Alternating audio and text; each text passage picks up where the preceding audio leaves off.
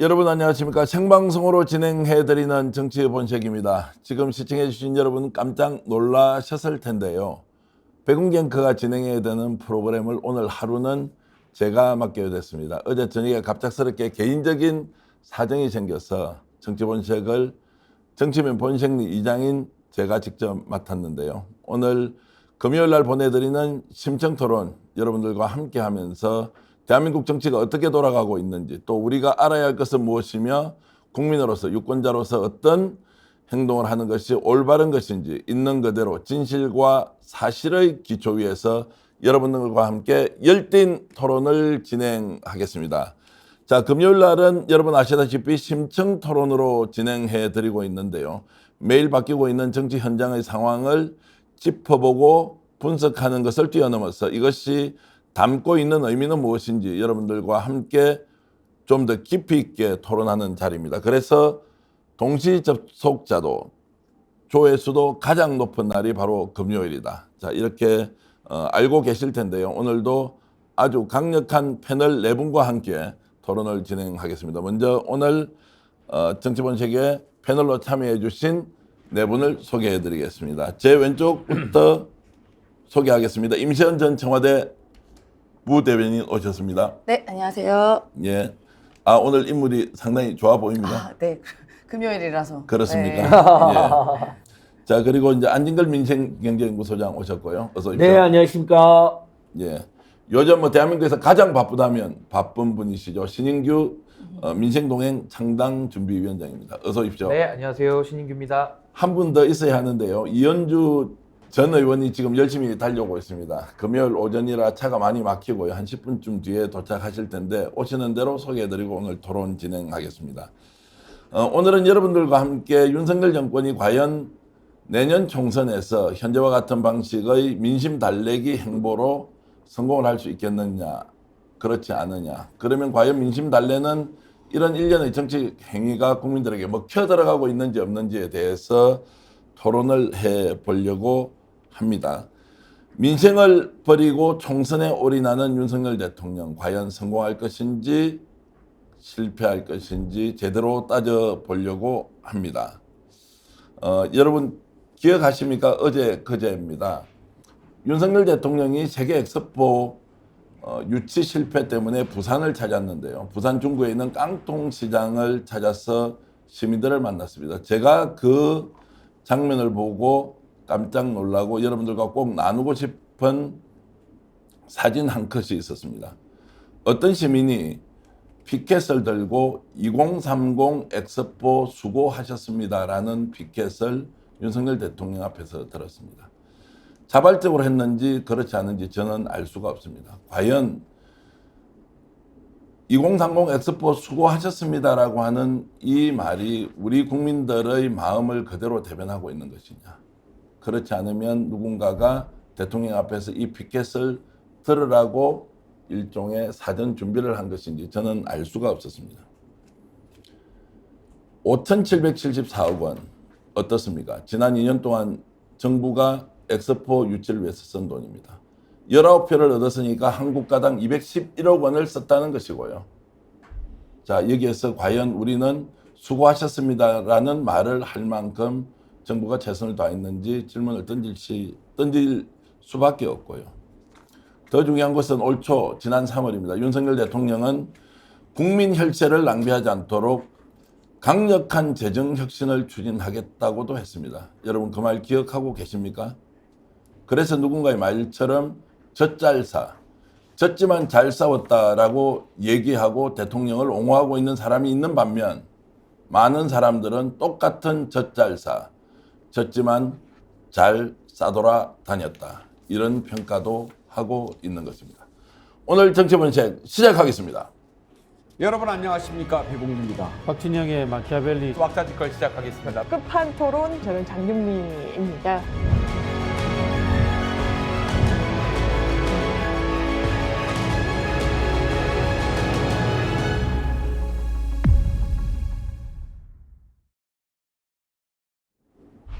자, 민생 문제에 대해서는 국민들이 뭐 이런저런 비판들을 많이 하고 있지만 대통령이 이미 이제 총선으로 올인하는 모습입니다.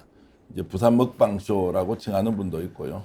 또 민심을 달랜다고 하고 산업은행도 부산에 유치하고 글로벌 금융 허브 도시로 만들겠다 이런저런 뭐 대통령 공약 사항을 이행하겠다고 강력하게 다니고 있고 또 민심과 함께 손을 맞잡고 행동하고 있다 이렇게 이제 하고 있는데요. 일단 오늘 신규 변호사께 먼저 좀 여쭤보면 윤석열 대통령이 부산에 가서 먹방쇼 하고 또 대기업 총수들도 마치 부산에 거대한 투자를 할 것처럼 이런 이미지를 이제 던져줬는데 이게 이제 민심을 달래는데 상당히 효과가 있었다 이렇게 보십니까? 근데 저는 이제 윤석열 대통령이 민심 위반에 대해서는 이해는 하고 있을 거다라고는 보는데요. 이 민심이 왜 위반되는지를 원인을 제대로 짚어야 되지 않겠습니까? 근데 그 부분에 대해서 저는 뭐 전혀 정무적인 뭐 감각이나 해석 능력이 없다라고 저는 생각이 들고 또 그 민심을 회복하기 위한 그런 전략이 있느냐. 근데 전략 치고서 윤석열 대통령을 중심으로 부산에 있는 한 시장에 들러가지고 재벌 총수들, 그 바쁘다는 재벌 총수들을 다 병풍으로 들러리 세워놓고 떡볶이를 먹는 이런 뭐 서민 코스프레라고 할까요? 이제 이런 약간 연기 비슷한 걸 하는 건데 저는 참 이런 장면들이 오히려 국민들의 분노한 민심을 달래기는커녕 오히려 더 분노를 자극하고 더 그 분노를 고착화하는 데 기여했다라고 볼 수밖에 없고요. 그래서 이것이 과연 부산 엑스포 유치 실패 이후에 윤석열 대통령의 외교 실패, 전략 부재 뭐 이런 거에 대한 지금 총체적인 심판이 들어가고 있는 국면에서 저 정도 재벌 회장들 병풍 세워가지고 떡볶이 먹으면은 잃어버린 민심이 돌아올 것이다 라는 이런 기대 자체가 너무 헛되고 저는 더 큰 국민들의 분노와 그런 원성을 전 살 수밖에 없는 저런 홍보 아니었나 해서 저는 매우 좀 부정적으로 저는 지켜봤습니다. 그 이번 주말에도 제가 알기로는 안ገል소장 울산 가서 집회 뭐 예정이 돼 있으시죠? 예. 지난주 일요일 날은 부산까지 가서 송영길 전 대표와 북콘서트. 근데 말이 북콘서트지 뭐 정치검찰 독재 정권에 대한 성토장.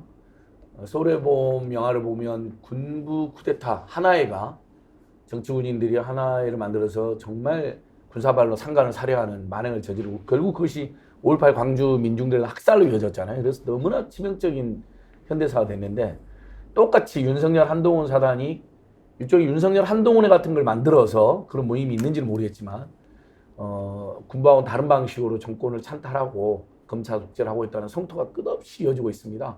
이번 주 토요일도 이제 서울에서 아예 이제 시민들이 용산 대통령실 관저 앞에서 집회를 합니다. 3시부터. 주가 조작, 잔고 조작, 고속도로 조작, 거기에다 명품 수수까지, 거기에다가 고물가, 고유가, 고환율, 고금리, 고부채, 고공공염 때문에 죽게 생겼는데 떡볶이 쇼가 웬 말입니까? 정말 신임 변호사 말처럼 재벌 대기업 총수들이 그런 데 따라다녀서 병풍 쓰면 안 되지.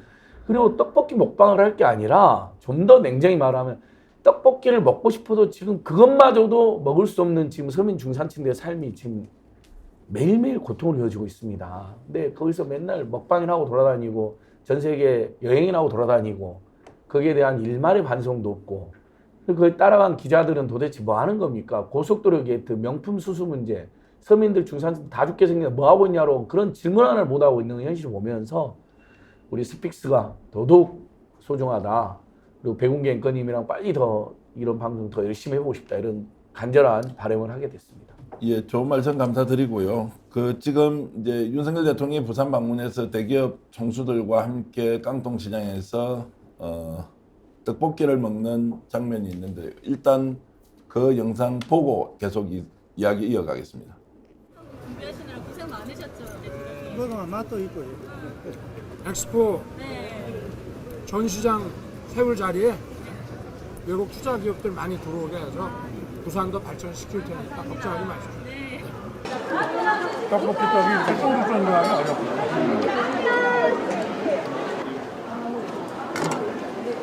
자, 이거 하나.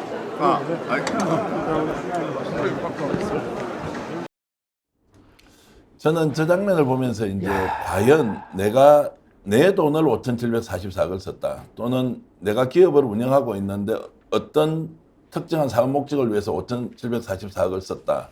그런데 실패했다. 그러면 대통령처럼 저렇게 당당한 모습으로 그 돈을 허비한 것 저렇게 할 수 있을까요? 어떻습니까, 임 소장? 최소한의 그 일말의 책임감조차 없는 모습인 것이죠. 저는 뭐 윤석열 대통령한테 별로 기대도 없습니다만 그동안 뭐라고 이야기하고 다녔습니까? 엑스포 유치할 것처럼 하고 다녔어요. 국민은 어느 정도 기대도 있었고 꼭 되기를 바랬었습니다. 그러니까 굉장한 어디서 보고가 어떻게 올라간지 모르지만요. 강서구청장 선거 때랑 똑같은 거예요. 강서구청장 선거 때도 내가 공천했으니까 이 선거 이길 거다라는 착각에 빠졌었고요. 이번에도 부산 엑스포도 이긴다. 내가 프리젠테이션 하니까. 내가 가니까 이긴다라는 착각에 빠졌었습니다. 그러면 적어도 어느 정도 예측 가능성에 대해서 틀렸다면 반성과 책임을 져야 되는데 저렇게 희희낙낙 떡볶이 먹방이나 하고 있습니까? 그러니까 이런 얘기까지 돌아요. 지금 분식이 아닙니까? 분식 회계 경험자들과 함께 분식 먹방을 한다까지 얘기가 나옵니다. 지금 저 어떻게 보면 재벌들이 불쌍할 지경이에요. 지금 끌려가서 뭐 하는 겁니까? 그리고 또 저는 또 하나, 아니 우리 윤석열 대통령 한 나라의 행정부 수반이 어떻게 이렇게 위생 개념이 없습니까? 지금 자기 먹던 젓가락으로 저 다 나눠주고 저 뭐 하는 거예요? 지금 우리가 코로나 때가 지금 좀 지났다고 생각하지만요. 여전히 코로나 환자들 계속 있고요. 독감 환자들도 굉장히 많습니다. 지금 본인이 먹던 젓가락에다가 튀김 막 주고, 그리고 심지어 이 장면에선 나오지 않았지만요. 지금 진열대에 만두 튀김이 쫙 있었어요. 그 판매대에. 본인이 먹던 젓가락 만두를 뒤적뒤적합니다. 그 판매하고 있는 거예요. 근데 젓가락질도 제대로 못해요. 그것도 못 집어가지고 몇 번을 뒤적뒤적. 저는 그 상인이라면요 더러워가지고 뭐라고 한마디 했을 것 같아요. 아, 본인 젓가락질도 제대로 못하니 국가의 이런 운영 제대로 못하는 거 아니겠습니까? 정말 만두만 안 잡히는 것이 아니라요. 국가 운영도 제대로 안 잡히고 지지율도 안 잡히고 뭐 그 본인 가족도 제대로 안 잡히는 상황이다. 그래서 전 매우 참담한 마음을 금할 수가 없고 최근에 모닝컨설트에서 조사에 의하면 우리 윤석열 대통령 지지율 18%로 나왔습니다. 저는 예. 이 말씀 들으면서 드는 생각이 이제 그 대통령실에서 메시지 관리를 할 때 지금 뭐 코로나, 독감, 요즘 또 폐렴이 유행한다고 이렇게 하니까 뭔가 이런 거를 내보낼 때는 좀 더 정제되어서 누가 보더라도 위생 문제 이런 것들은 좀 약간 격가적 이야기지만 나오지 않도록 아주 상식적인 수준에서 대통령실이 관리를 해야 하는데 이제 그것도 못하고 있으니까 급해서 그런 것인지 대통령실이 어떤 메시지를 국민들한테 전달할 때 제대로 준비를 하지 못하는 것인지 이런 걸 보면 참 답답하기도 하고요. 그렇습니다. 근데 저는 사실 지금 경제가 너무 어렵지 않습니까? 네. 뭐 지표로 드러난 뭐 거시경제 지표도 어렵지만은 실질적으로 지금 금리가 너무 올라가지고 지금 가처분 소득이 줄면서 지금 가계 소득들이 쓸 돈이 없는 지금 이런 상황에 있고 또 하나는 그냥 숨만 쉬어도 이자로 지금 다 나가버리기 때문에 많은 분들이 지금 정말 생활고를 고민하시고 걱정할 수밖에 없는 이런 상황인데요.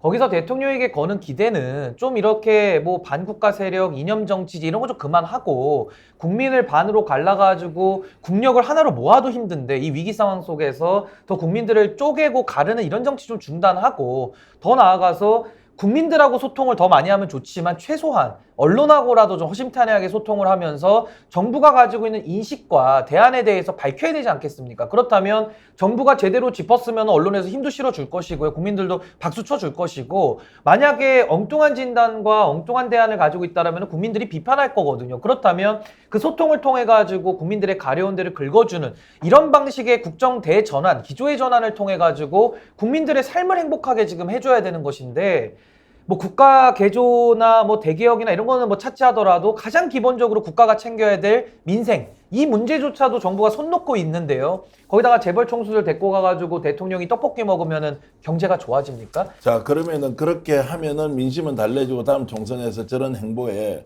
국민들이 적극적으로 반응하거나 최소한의 반응을 보여서 총선에서 뭔가 유리한 국면 상황을 만들 수 있다 이렇게 보십니까? 그러니까 이제 대통령실이나 정부 여당은 그렇게 생각할지는 모르겠는데요. 선거에서 이긴다. 그 이긴 것이 국민들한테 뭐가 도대체 이로운지를 좀 묻지 않을 수가 없는 그런 상황이고요. 옛말에 이런 말이 있습니다. 정치꾼은 다음 선거만을 생각하고요. 정치인은 다음 세대를 생각한다라고 하는데 지금 저기 모여서 사진 찍은 분들 중에 정치인이 있습니까? 다음 세대 생각하는 사람들이 있습니까? 그렇다면 저런 짓은 못하는 거거든요. 제가 봤을 때는 저기 모이신 분들 거의 다 정치꾼들이 모여서 다음 선거만을 생각하고 골몰하고 있는데 그런 식의 승리가 무슨 도움이 됩니까? 그래서 저는 정치의 본령, 정치가 왜 존재하는지에 대해서 국민들은 답답해하시고 질문할 수밖에 없다. 저 그렇게 봅니다. 그러니까 저는 지금 뭐 어제 통계도 가구당 평균 빚이 9,186만 원이라는 또 충격적인 통계가 나왔습니다. 그러니까 집집마다 거의 1억 가까운 빚이 있는데, 그리고 뭐 요즘에 이자율도 뭐 주택담보대출만 해도 7, 8%, 8%. 그다음에 신용카드 대출해라고 이렇게 연락 오는 거 보면 막 15% 안팎. 근데 국민의 한 500만 명은 3개 금융기관 이상에서 돈을 빌렸어요. 자영업자 부채가 1,000조를 돌파하고 자영업자 한 180만 명은 3개 금융기관에서 돈을 무려 750조를 빌렸더라고요. 이런 상황에서 아니 그리고 엑스포 정말 얼마나 황당합니까? 그렇게 제가 부산 갔다 왔잖아요. 부산 시민들 다 욕을 하더라고요. 물론 욕하는 분들만 제가 주로 만났을 수 있는데, 근데 정말 시장 갈 수 있죠. 100번을 양보해서. 미안한 마음이 있고 죄송한 마음이 있고 성찰하는 마음이 있으면 저렇게 건들건들하면서 거들먹거리고 장난치듯이 먹방에 주력할 수가 없습니다. 보통 우리가 잘못한 일 있고 미안한 일 있으면 어떻습니까, 여러분? 밥이 안 들어간다 하고 뭐 시금전폐까지는 아니어도 밥이 차마 안 들어갑니다. 정말 죄송합니다. 죄송하게 됐습니다. 참패한 거에 대해서 신나게 먹잖아요. 막 몸을 막 떨어가면서. 이건 전혀 미안한 게 아니에요. 저번에 사과도 그래서 전혀 진정성이 없습니다. 그냥 부산 시민들 총선 때 너무 희망 고문해서 총선 때 이렇게 심판을 모면하려고 했다. 그리고 또 부산도 긴급히 간 것 같고요. 거기다가 조태용 안보실장이 우리 애교 실력이라고 생각 안 한다. 지난 정부 탓을 또 했습니다. 그러니까 정말 민생은 파탄 나서 우리 국민들 마음은 처참한데, 지난 정부 탓 1, 지난 정부 탓 2. 지들은 신나게 해외 여행 다니고 국내 와서는 신나게 먹방하고 다니고. 3. 김건희 여사는 틈만 나면 코바나 컨텐츠 같은 범죄 비리 소굴로 사람을 불러들여서 명품을 계속 받았다는 의혹이 끊이지 않는다. 이게 지금의 가장 비참한 현실이다 이렇게 생각합니다. 이제 안진걸 소장 말씀 정리하면 외견상 대통령은 민심을 적극적으로 달래는 것 같지만 실제로 내용은 아무것도 바뀌는 것이 없다. 민생은 훨씬 더 힘들어지고 경제는 더욱더 나락으로 빠지는 상황에 외교는 점점 설 자리를 잃어가고 있는데, 그럼에도 불구하고 다시 대통령은 11일부터 14일까지 네덜란드 방문을 한다. 뭐 여러 가지 반도체 협약을 위해서 간다는 것도 좋긴 한데, 자, 가기 전에 그러면 대통령이 김건희 여사가 명품백을 불법적으로 수수했다는 사실에 대해서 시인을 하든 부인을 하든 해명을 하든 이런 조치가 없이 그냥 아무 말 없이 지금 이제 네덜란드 그냥 국빈 방문을 합니다. 자, 이런 부분은 또 어떻게 해석을 해야 되겠습니까? 그러니까 저는 지금 김건희 여사의 그 촬영된 그 백을 수수하는 장면까지는 다 나왔지 않습니까? 예. 아마 그게 뭐 김건희 여사 아니다, 위조됐다 이런 말 안 하는 거 보니까 그 찍힌 것 자체는 사실인 것 같아요. 이제 그러다 보니까 뭐 함정 취재니 뭐니 이제 그 과정의 불법성을 가지고서 본질을 가리려는 이제 이런 엉뚱한 프레임을 잡고 있는데, 뭐 저는 뭐 함정 취재에 대해서 뭐 사법적으로 처리할 건 당연히 그 처리하면 될 일이라고 저는 보는 것이고요. 결국 본질은 뭐냐? 김건희 여사가 명품을 좋아하든지 명품을 하든지 거기에는 국민들이 관심을 가질 이유가 전혀 없는데, 문제는 김건희 여사가 지금 개인 자격이 아니라는 것이죠. 윤석열 대통령의 배우자고요. 공식 배우자 아닙니까? 뭐 가장 결혼하고 이런 게 아니니까 진짜 배우자고요. 그렇다면은 대통령의 의사결정에 혹시라도 권력이 사유화돼가지고 김건희 여사를 통로로 한 매개체로 한, 과거에 MB 정권 때 우리가 만사 형통이라 그래가지고 이상득이라는 국회 부의장을 통해가지고 그 권력의 그 줄을 댔던 경험이 있고, 박근혜 대통령 때도 최순실이라고 하는 사람을 통해가지고 국정농단이 일어났잖아요. 그렇다면 윤석열 대통령도 그 최순실 박근혜 대통령 사건을 수사했던 검사이기는 하나 똑같은 짓을 하고 있는 거 아닌가? 라는 의구심이 당연히 들지 않습니까? 거기에 대해 가지고 김건희 여사에 대해서 국정 개입, 또 국정 사유화, 권력 사유화 이걸 묻고 있는데 거기에 대해서 답을 안 한다? 뭐 유튜브가 제기했으니까 답을 안 한다? 즉 국민들이 주권자로서 묻고 있거든요. 이것은 주인과 국민의 관계, 그러니까 국민이 주인으로서 공무원들을 윤석열 대통령을 뽑아서 권한을 위임한 것인데, 이 위임 체계에 대해서 완전히 지금 거꾸로 이해를 하고 있다. 여기에 대해서는 국민들이 당연히 이 나라의 주인들이기 때문에 당연히 따져 묻는 것이고요. 김건희 여사 개인 취향 묻는 게 아닙니다. 김건희 여사 사생활에 관심 없습니다. 국정농단과 국정 개입에 대해서 지금 국민들은 의구심을 갖고 있고 그 물증이 나왔기 때문에 대통령은 답을 안 한다? 그럼 대통령 자리 내려와야 됩니다. 자, 그냥 답을 답을 안 계속 해도 하지 됩니다. 않고 이렇게 뭉개고 가면 총선에 어떻게 됩니까? 이제 언론은 다루어주지 않아요. 아니 근데 저는 언론이 안 다루는 거는 저도 문제라고 보는데요. 예. 지금 국민들께서는 이 사실이 그동안에는 이렇게 의혹, 내지는 그런 소문 이렇게 알고 있다가 이제는 화면이 나왔기 때문에 이게 서서히 저는 퍼지고 있다고 보고요. 기성 언론도 이 부분에 대해서 아예 보도를 안 하는 건 아니더라고요. 일부 네네. 언론들이 또 받아서 보도를 하고 있기 때문에 또 요즘은 유튜브 영향력을 무시할 수는 없거든요. 그래서 저는 이거 아무리 손바닥으로 하늘을 가리려고 해도 가려집니까? 자기 눈을 가리면 하늘이 안 보이니까 가려졌다는 착시를 할지는 모르겠으나 객관적인 진실과 국민의 여론, 민심 이거를 엎거나 뒤집을 방법은 저는 없다. 저는 그렇게 생각합니다. 어느 정도냐면요. 이게 발 없는 말이 천리 간다고, 그러니까 헛된 소문이 천리를 가면 문제지만 사실 그동안 우리 민중 역사나 민심 역사를 보면 권력층의 어떤 비리나 태행은 귀신처럼 다 알아내십니다. 이 민심을 정확히 읽은 것 같아요, 여러분. 조선일보가 지금 2번의 비판 칼럼을 실었고요.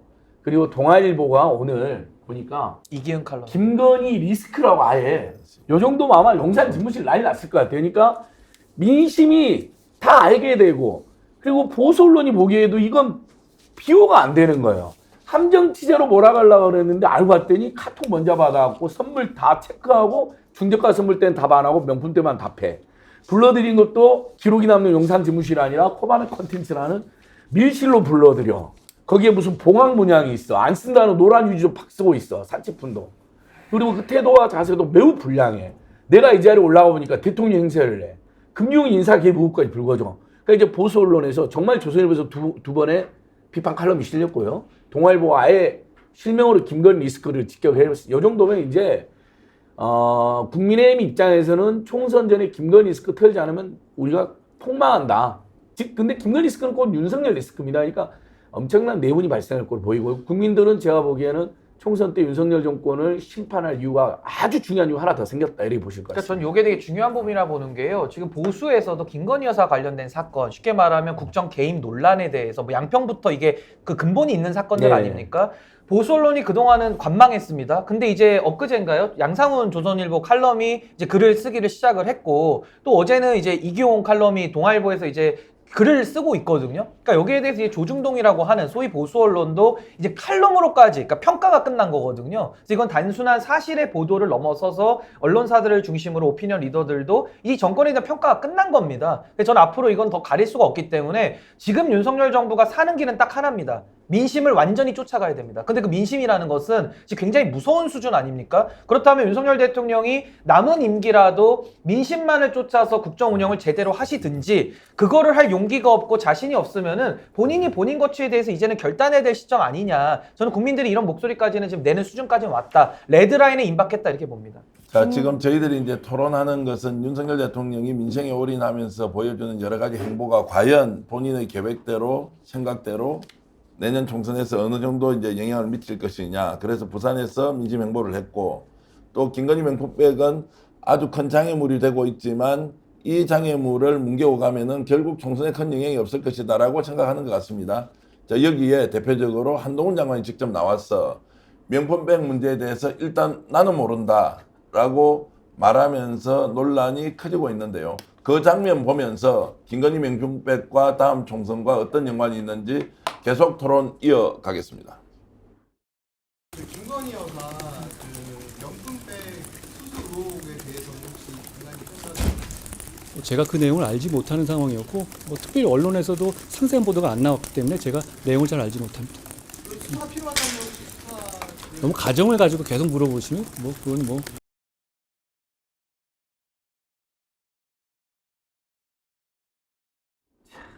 아이고, 뭐 굉장히 겸손하게 야. 또 대답을 하고, 또 가정의 전제로는 뭐 대답을 할 수가 없다 이렇게 했는데, 자, 한동훈 장관의 정치적 행보와 명품백, 한 장관이 명품백 문제에 대해서 저렇게 모르쇠로 일관하면 과연 본인의 정치적 행보에 도움이 될 것이냐, 어떻게 보십니까? 아니, 우리 한동훈 장관님 김건희 여사랑 카톡도 339번인가요? 할 만큼 그렇게 친한데 그냥 직접 물어보시면 되지 않나요? 카톡으로? 여사님 명품백 받으셨어요? 그럼 물어보면 되는 거잖아요. 간단한 문제인데 뭘 모른다고 합니까? 보도에 안 나와서. 그럼 보도에 안 나왔던 내용은 어떻게 알아요? 그거 대단한 인지 능력이다라고 봅니다. 아니 뭐 예를 들어 야당 대표는 무슨 샴푸 쓰는 것까지 알고 있으면서 저렇게 어떻게 보면 대통령 배우자라는 크나큰 권력이 뭐 한 비싼 고가 사치품을 한 번이 아니라 뭐 수차례 받았다는 여러 가지 얘기가 있잖아요. 그런 거에 대해서 왜 모르쇠를 일관하는지 한동훈 장관 잘하는 거 있지 않겠습니까? 압수수색 하셔야죠. 그 반환 물품 창고라는데 거기 빨리 압수수색하고 증거 인멸하지 않게 막아야지. 왜 본인 업무 안 하시고 무슨 팬클럽 모임만 하고 계십니까? 빨리 본인의 업무를 하시기를 촉구드립니다. 저도 하나만 요것만 말씀드리면요. 이 특수검찰 진짜 하나회 아닙니까? 저는 이제 2023년도에 하나회라고 보는데 한동훈 장관은 같은 땅인데 대장동 의혹만 알고 양평 땅 의혹은 모릅니까? 같은 땅인데? 그리고 같은 대통령 영부인 여사인데 김혜경 여사에 대해서는 정치뉴스 다 봐서 알고 있고 김건희 여사 거는 모릅니까? 그 조선일보랑 이제 동아일보 칼럼 썼는데 아마 다음 주에는 모른다고 하면 이제 더 궁색해지지 않겠습니까? 그러니까 같은 논란에 대해서 다른 잣대를 대고 있는 이중 장관이다. 이 법무부 장관이 이중 잣대를 쓴다? 전 이것 자체만으로도 지금 한동훈 장관은 집에 보내야 된다 저기 봅니다. 저 이현주 전임은 좀 늦게 오셨는데 저 질문을 좀 바로 드리겠습니다. 한동훈 장관이 지금 누가 보더라도 명백한 명품백 수수를 나는 모른다. 그러면서 충격을 받은 사람이 많습니다. 왜냐하면 그걸 모를 리가 없는데 왜 저런 말을 하느냐. 자신의 정치적 행보에도 도움이 되지 않을 텐데 어떻게 해석하는 게 맞습니까? 이분이 그동안 굉장히 정의로운 척 해오셨죠. 그런데 이번에 그 답변을 하시는 걸 보면 역시 내로남불에 불과했다 이렇게 생각이 되고요. 어떻든 간에 보면 한동훈 장관은 민주당이나 다른 야권의 어떤 문제들에 대해서는 아주 가혹할이 많지 굉장히 냉정하고 너무 또 말을 심하게 막말에 가까운 말까지 막 섞어가면서 범죄자하고 어떻게 뭘 하냐 뭐 이런 얘기를 막 하셨잖아요. 그러면 그 기준으로 보면 김건희 여사에 대한 김건희 여사 이 명품백 수수와 관련된 이런 의혹들은 그거보다 어떻게 보면 더 명백한 거예요. 그래서 이거는 만약에 본인이 일관되게 태도를 취하시려면 사실은 이거는 문제의 소지가 분명히 있다. 국민들이 의혹에 대해서 한 점도 의혹을 남기지 않을 정도로 확실하게 검찰에서 수사를 할 것이다. 이렇게 얘기하는 게 맞죠. 그리고 만약에 이것이 뇌물인지 아닌지, 그러니까 김영란법 위반은 당연하고요. 뭐 이 영상 자체가 조작된 게 아니라면, 그리고 여기서 더 나아가서 여기 어떤 청탁이 있었다. 이러면 뇌물되는 거 아닙니까? 그죠? 그래서 이게 뇌물인지 아닌지에 대해서 확실하게 국민적 의혹을 풀어드리겠다. 이렇게 해야 이분이 앞으로 정치도 할 수 있는 거예요. 근데 제가 보니까 과거에 이제 요새 그 5공화국 관련해서 서울의 봄 영화가 유행이지 않습니까? 그런데 전 혹시나 이분이 전두환 노태우와 같은 이런 어떤 전철을 밟는가. 그래서 윤석열 대통령이 나를 밟고 지나가라. 이렇게 하면 자신이 나서가지고 윤석열 대통령이나 김건희 여사의 비리 문제에 대해서 확실하게 수사를 해야 된다라고 하면서 선을 긋고 자신의 정치적 대비를 할 건가 좀 궁금했었어요. 근데 이번에 이 태도를 보니까 그건 아니고 그저 윤석열 대통령 내외와 한 몸일 뿐이구나 이런 생각이 듭니다. 자, 법률가 출신이고 이제 변호사직도 갖고 계시니까 이 질문 하나 더 드리겠습니다. 예를 들어서 고소 고발이 실제 이루어지지 않더라도 저런 범죄 사실을 인지했을 때 검찰이나 경찰이 바로 직접 수사하고 압수수색 할 수 있습니까? 없습니까? 할 수 있죠. 할 수 있는 것이죠. 그렇죠. 그래서 제가 볼 때는 이거 그냥 인지라기보다는 뭐 너무나 명백하고 지금 온 국민들이 여기 의혹에 대해서 문제 제기를 하고 있지 않습니까? 그러면 당연히요. 지금쯤 압수수색을 들어가야 윤석열 검찰 또는 지금 현재 한동훈이 지휘하고 있는 그 검찰의 스타일하고 맞는 거죠. 지금 현재 대한민국 검찰이요. 무슨 일만 조금만 있으면 난리를 치잖아요. 저는 그 야당에 대해 수사를 하지 말라는 게 아니라 일관되게 하라는 거예요. 한쪽에 대해서만 엄격하게 예를 들어서 법카와 관련해서 세탁소 주인까지 세탁소까지 터는 마당에 그 저는 좀 너무하다는 생각 개인적으로는 하지만 그래도 검찰이 아주 엄격하게 모든 걸 다 샅샅이 보겠다 하시라는 거예요. 그런데 왜 김건희 여사의 이 문제에 대해서 코바나 콘텐츠를 비롯해서 대통령실의 그 무슨 뭐 창고가 뭔지 모르겠지만 그 창고하고 다 압수수색 해야 되는 거 아니에요? 근데 안 한단 말이에요. 그러면 우리나라의 검찰은 한쪽만 수사하는 겁니까? 이게 너무나 심각하고요. 이건 정의롭지 않은 거예요. 그래서 저는 이 문제에 대해서요, 한동훈 장관이 책임을 져야 된다. 이건 만약에 수사 지휘 안 하고 저 따위로 얘기하면 그게 검찰에 대한 가이드라인이 됩니다. 검찰을 지휘하는 법무부 장관이 저런 식으로 얘기하기 때문에 검찰이 수사를 하려고 하다가도 멈칫하게 될 거예요. 그래서 이게 검찰이 수사를 계속 안 하고 한동훈 장관이 계속 저런 입장을 유지를 하면요, 저는 이 문제 한동훈 장관이 직무유기를 하는 것이다 이렇게 봅니다. 그러니까 이게 법적으로도요, 예. 수사할 걸 안 하면은 직무유기로 처벌하는 예. 조항이 있고요. 그렇죠. 또 수사하려는 거를 막을 수 있잖아요. 그거 직권남용이 되는 겁니다. 그러니까 어떻게 가더라도 수사를 막거나 방해하거나 안 하면은 다 범죄가 되죠. 그냥 공무원이 사적인 지위가 아니지 않습니까? 그래서 저는 한동훈 장관은 제발 양심을 가져야 된다고 저는 보고, 양심 없이 저렇게 계속 굴잖아요. 이제 실정법 위반으로 가기 때문에 저는 처벌을 면하기는 어려울 것이다. 예. 자, 임재원 부대변인 이제 질문하면 어제 이제 국회에서 이 문제와 관련해서 직접 수사를 하라고 촉구하는 기자회견을 국회 앞마당에서 했죠. 네, 네. 그리고 한 100분 정도 모이신 것 같던데 네. 어떤 내용이었고 또 거기에 대해서 호소를 하니까 언론은 어떤 반응을 좀 보였습니까? 아, 그건 이제 고속도로 게이트 예. 관련해서 국정조사 하자라고 했던 게 이제 국회 본청 앞에서 예. 100분 정도로 같이 했었고, 예. 또 이제 정론관에서 기자회견은 이번에 그 고가 사치품 수수, 뇌물수수 관련해서 언론의 관심을 촉구한다라는 내용이었습니다. 그런데 많은 기자분들께서 계셨지만 사실 내용은 다 알아요. 아는 내용이라도 불구하고 언론의 직접적인 보도는 하지 못하고 있습니다. 이른바 뉴미디어라고 하는 이제 유튜브 채널 몇 군데에서 뭐 오마이TV나 서울의 소리나 이런 곳에서만 상세하게 보도를 했고요.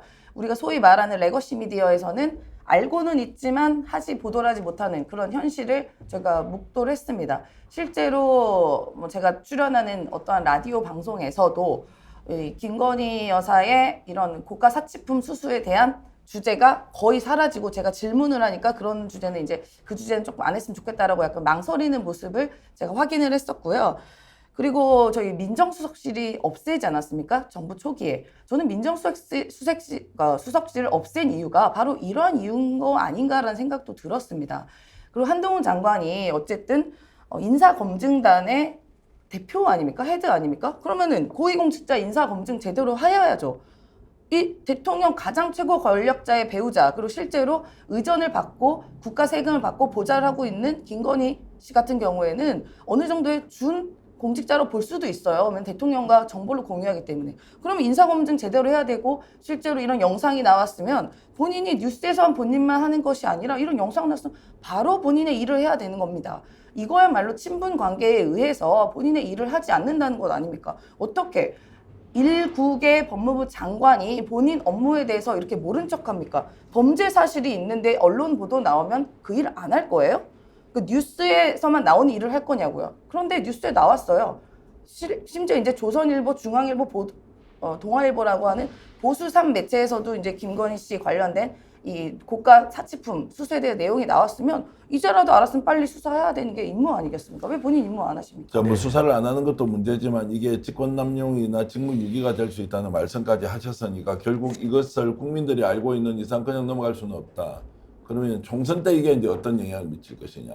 지금 현재는 김건희 여사한테 누구도 어떻게 하자고 말을 못 끝낸다는 이야기가 많습니다. 이현주 의원께 이어서 질문을 좀 드리면 이게 총선까지 가면 어떻게 되겠습니까? 총선까지 가면 언론이 이렇게 보도하지 않고 그냥 뭉개고 넘어가고, 야 대통령 뭐 영부인이니까 받을 수 있는 거 아니야? 그 정도 우리 양해할 수 있는 거 아니야? 이렇게 갈 수 있습니까? 아니면 국민들이 지금 표현을 하지 않지만 차곡차곡 쌓아놓고 어떤 식으로든 이 문제에 대해서는 책임을 물어야 한다, 이런 쪽으로 전환이 되면서 민심이 표심으로 표출할 수 있다, 이렇게 보십니까? 당연히 저는 이제 후자에 가깝다. 예. 뭐 100%는 아니겠죠. 그래도 뭐 맹목적으로 지지하는 사람들이 일부 있으니까요. 하지만 한 7, 80% 정도는 그냥 넘어갈 수는 없는 거 아니냐 이렇게 생각을 할 거고, 더군다나 이 핸드백 이게 굉장히 고가고요. 우리가 뭘 연상이 되냐라고 하면요, 과거에 박근혜 최순실 국정농단 수사가 생각이 나는 거예요. 근데 그때 그 특검의 수사팀장이 윤석열 대통령이셨고, 그 이후에도 보면 문재인 정권 하에서 중앙지검장 그 검찰총장을 지내시면서 다른 사람들의 어떤 그 비리 의혹에 대해서 한 점도 용서하지 않겠다라는 그것 때문에 어떻든 간에 지지를 좀 얻어서 대통령까지 오셨어요. 그러면 제가 이 얘기를 하지 않을 수가 없어요. 조우 사태 당시에 저는 이분이 계속 법무부 장관을 유지하는 거에 대해서 제가 저항도 하고 굉장히 비판을 많이 했었는데 그때 말이죠. 그 이후에 벌어지는 윤석열 검찰에 의한 그 수사가 얼마나 잔인했습니까? 그런데 그걸 하지 말라는 게 아니라 그렇게 했으면 일관되게 해야 되는 거잖아요. 그런데 이때는 이렇게 해놓고 갑자기 대통령 되고 나서 자기 부인에 대해서는 이렇게 한다 이렇게 되면 이게 어떤 국민이 보든 이게 민주당 지지자든 국민의힘 지지자 누가 보더라도 정의로운 시각을 갖고 있는 국민이라면 절대로 이게 용납이 안 되는 거죠. 제가 볼 때는 그러면 이것을 야당이나 이제 국회에서 잘해야 되는데 이번에 특검 한다고 하지 않습니까? 주가 조작 관련해서 그 특검 내용에요. 이거를 넣을 수 있으면 넣어야 돼요. 이걸 특검 내용 안에 넣어야 돼, 포함해야 된다고 저는 생각을 하고. 신 변호사한테 바로 질문 이어가면 특검에 넣을 수 있습니까? 그러니까 일단은 지금 현재 특검법은 발의돼 있기 때문에 그게 지금 요 법안 자체로 처리를 할 것인지 아니면 좀 더 지금 의원님 말씀하신 대로 이걸 수정해서 할지는 좀 더 국회에서 이제 좀 논의가 필요할 부분 같고요. 어쨌든 저는 이 사안에 대해서는 특검까지 안 가더라도 지금 뭐 공수처도 있고 수사할 수 있는 기관들은 많거든요. 그래서 저는 압박을 해서 수사를 시작하다가 특검이 나중에 도입되더라도 연결시켜야 된다. 저는 이렇게 보는 거고요. 결국 저는 최근에 서울의 봄 영화를 저도 보면서 그 하나회가 권력을 사유한 거 아닙니까? 그럼 군인은 사유하면 안 되고 검찰은 사유하면 됩니까? 뭐 검찰들은 법을 안 지켜도 됩니까? 법을 적용하는 기관이면 법 위에 있습니까? 말도 안 되는 짓을 하고 있거든요. 저는 하나회 고문이 박영수 특검이라고 보고요. 하나회 회장이 윤석열 대통령 아닙니까? 그리고 하나회 총무가 한동훈 장관 아니에요? 그러니까 하나회 총무가 지금 이렇게 대한민국을 어지럽히고 있는데 이분들은 정의로운 검사가 아니라 기회주의 검사죠. 그래서 저는 한동훈 장관의 그 편면적 기억에 대해서 제가 다시 한번 상기드리고 싶은데 왜 그렇게 모르는 게 많습니까? 그렇게 모르는 게 많은데 법무부 장관 어떻게 합니까? 그 모르면은 가만히라도 있고 좀 말을 아껴야 되는데 빈수레가 요란하잖아요. 이번에 최근에도 지금 강도영 해수부 장관 후보자도 폭력전과 음주전과 또 나왔거든요.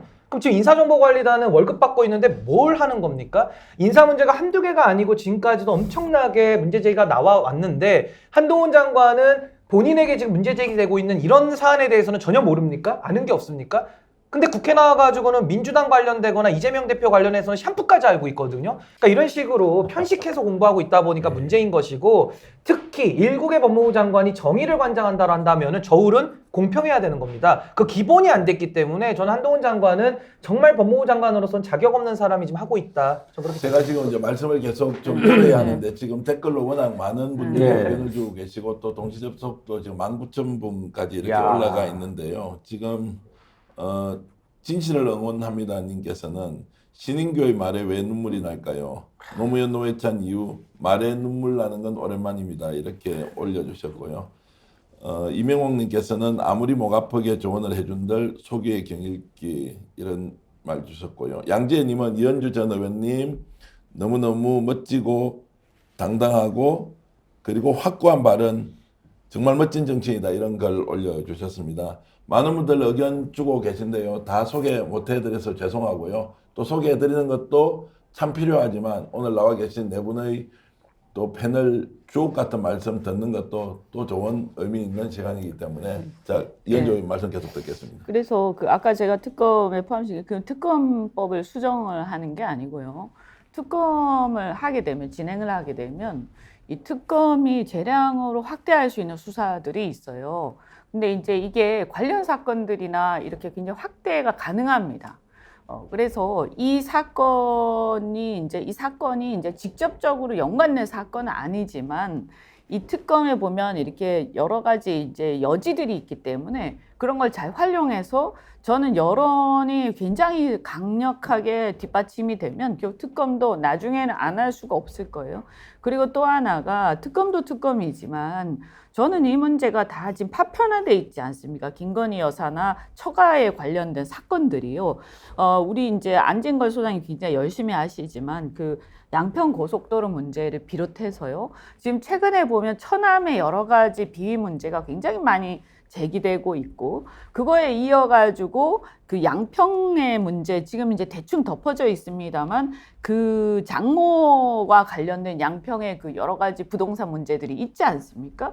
그래서 저는 이것을 크게 처가 비리 일종의 처가 게이트다. 저는 그렇게 보거든요. 그래서 김건희 여사와 그 처가 게이트의 일환이라고 저는 보고, 그 게이트 안에 이것도 있고 저것도 있고 요것도 있고 막 한 거예요. 그래서 이게 따로따로 수사할 문제가 아니에요.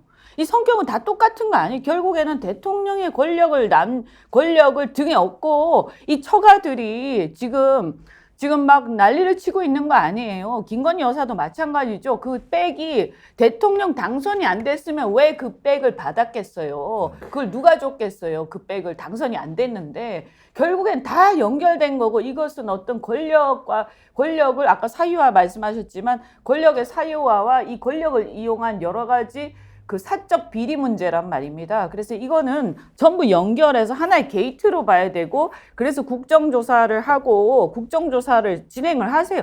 민주당은 뭐 하는 거예요? 그래, 국정조사하고 그 다음에 밑에 특검들이 여러 개가 있잖아. 다 제기를 하세요. 전부 다 제기하세요.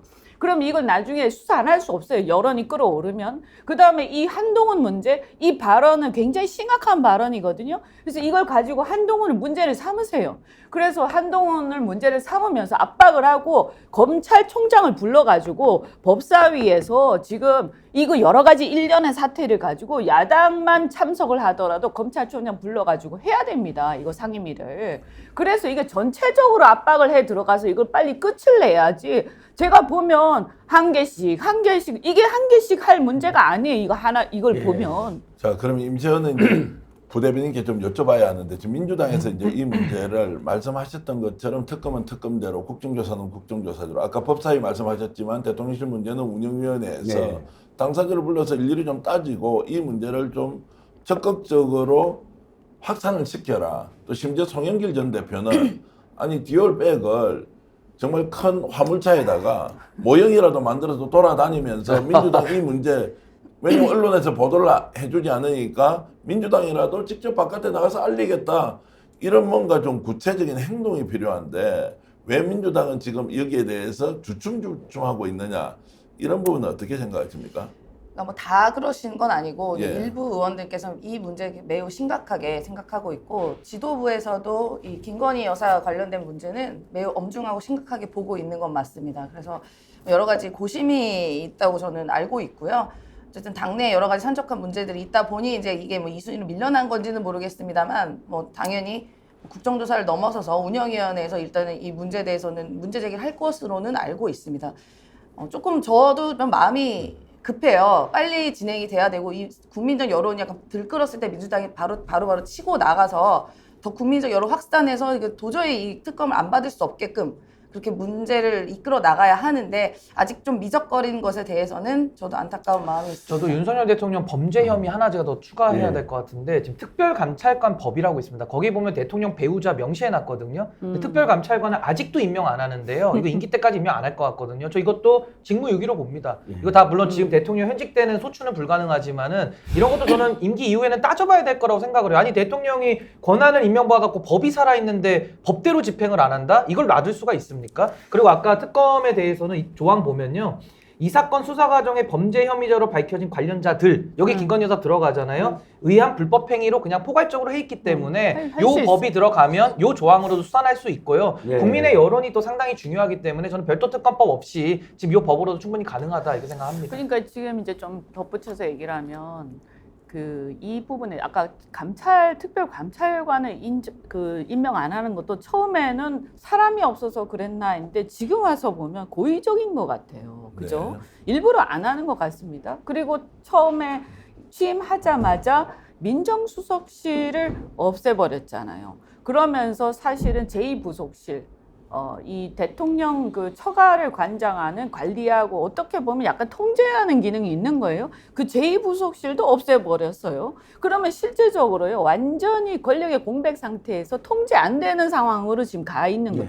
그래서 이건 저는 이제는 이 정도 됐으면 고의적이다 이렇게 보고, 야당에서 이 제2부속실하고 이 특별감찰관 임명하고 이걸 압박을 해서 이걸 이슈화 시켜야 됩니다. 그래서 안 하잖아요. 그럼 그 자체가 문제인 거예요. 그래서 권력형 비리 게이트 이렇게 해가지고 그 안에 다 집어넣어서 이거를 대대적으로 어떤 운동을 하고 이걸 안 받고 이거에 대해서 계속 무시하면 이거는 국민적 주권을 무시하는 행위로 이렇게 규정을 해야 돼요. 그렇습니다. 실제로 네. 저희 양평고속도로 관련해서 국정조사를 올렸어요. 그래서 7월 26일에 국정조사 요구서를 올렸었습니다. 이번에 김건희 씨 관련 양평고속도로요. 그런데 지금 100일이 넘었는데 의장님이 처리를 안 해주고 계십니다. 그래서 저희가 이 문제 관련해서 국회 본청 앞에서 국회의장님께서 빨리 결단을 내려라라고 촉구를 드렸는데요. 지금 다 잡아놓은 범인 놓치지 않기 위해서는 하루빨리 국정조사해야 됩니다. 의장님의 결단이 필요하죠. 왜 김진표 국회의장 이 문제를 안 받아들입니까? 이유가 있나요? 저도 모르겠어요. 왜 그러신지. 그러니까 타협하고 오라고 하는데 적어도 기계적인 균형 정도는 맞춰주셔야 되는 게 저는 의장님의 의무라고 봅니다. 이거는 사실 직무유기죠. 아마 이제 국회의장은 대통령 영부인과 관련됐으니까 여야가 합의하지 않으면 못하겠다 이렇게 이제 그런 이유를 대는데 이걸 여야가 합의하고 타협하고 할 사안이 아니잖아요. 지금 여러분들이 지적하신 것처럼 아니 합의가 안 되겠지. 어떻게 합의가 돼요? 왜냐면 지금 국민의힘의 거의 절대 다수는 윤석열과 김건희에 대해서는 쓴소리를 한마디 못합니다. 그나마 이현주 전 의원님하고 이준석 전 대표 정도나 지금 이야기하지.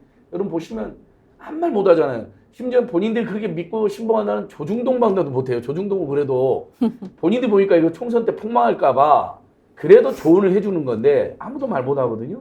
그런 상태에서 김진표 국회의장께서 여야 사실 법에도 협의회라고 되어 있지 합의회라고 되어 있지도 않습니다.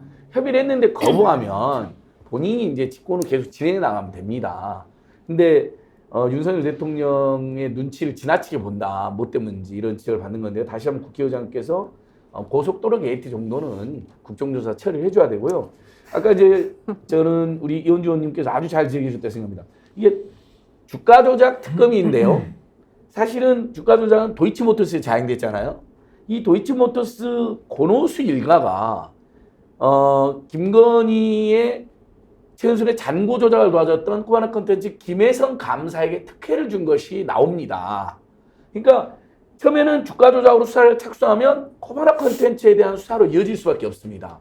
그리고 이번에 밀실에서 명품이나 뇌물을 받는 장소가 또 코바나 컨텐츠입니다. 그러면 특검 입장에서는 관련자들 진술 받아내고 압수하다 보면 주가 조작에서 코바나 컨텐츠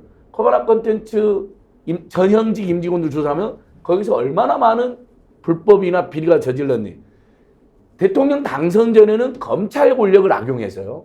잔고 조작 그 피해자들이 이렇게 진술합니다. 최은순 사이가 고위 검찰이라고 진술합니다. 법정에서까지. 다 알고 있었어요.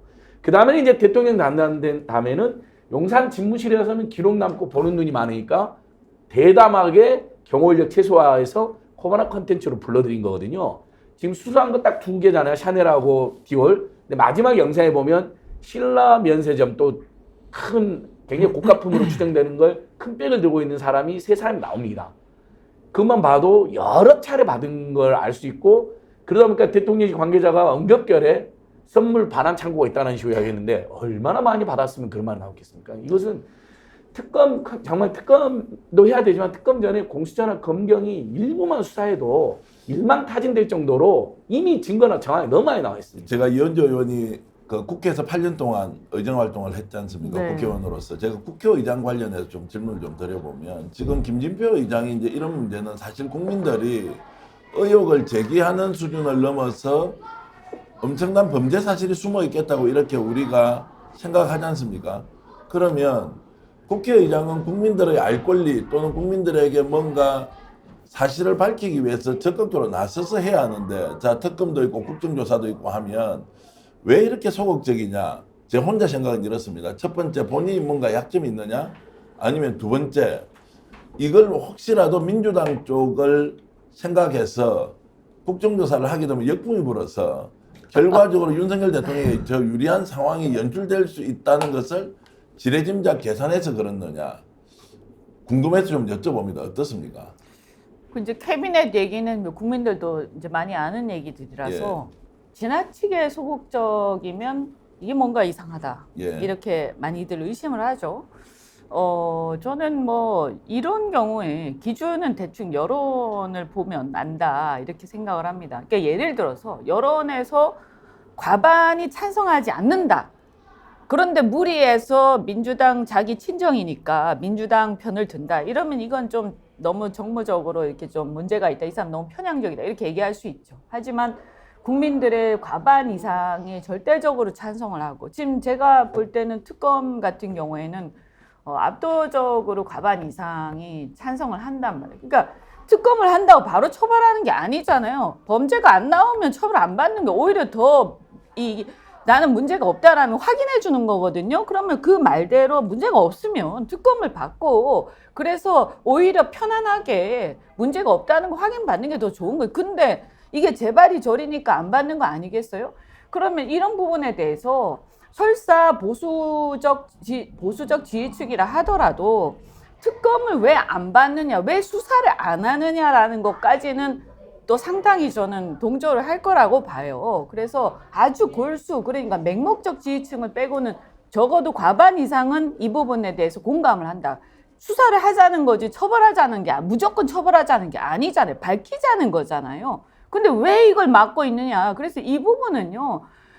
그 의장님이 이거를 받으셔도 전혀 문제가 없거든요. 근데 제가 보면 조금 이거는 중립적이라고 하기에는 오히려 국민의힘 편향적이다.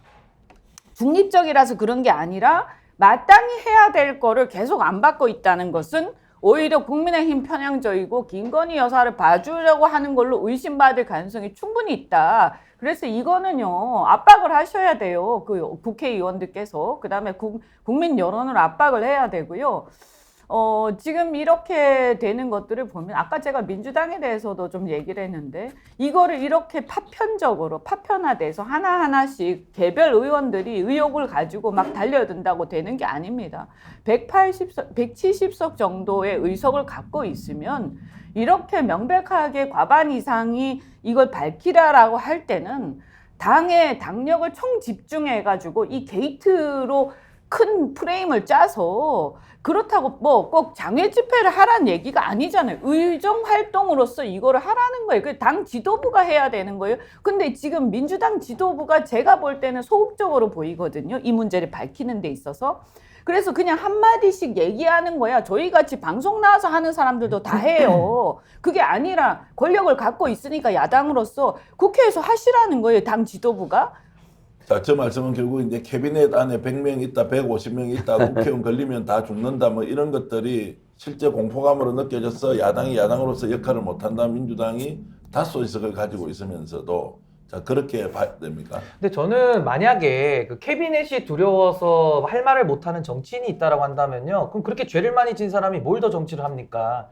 그리고 만약에 억울한 누명 씌워가지고 감옥 갈 게 두려워서 못한다라면 그렇게 용기 없는 사람도 정치하면 안 되죠. 근데 저는 이것은 정치인의 자질에 관한 문제라고 일단은 보고요.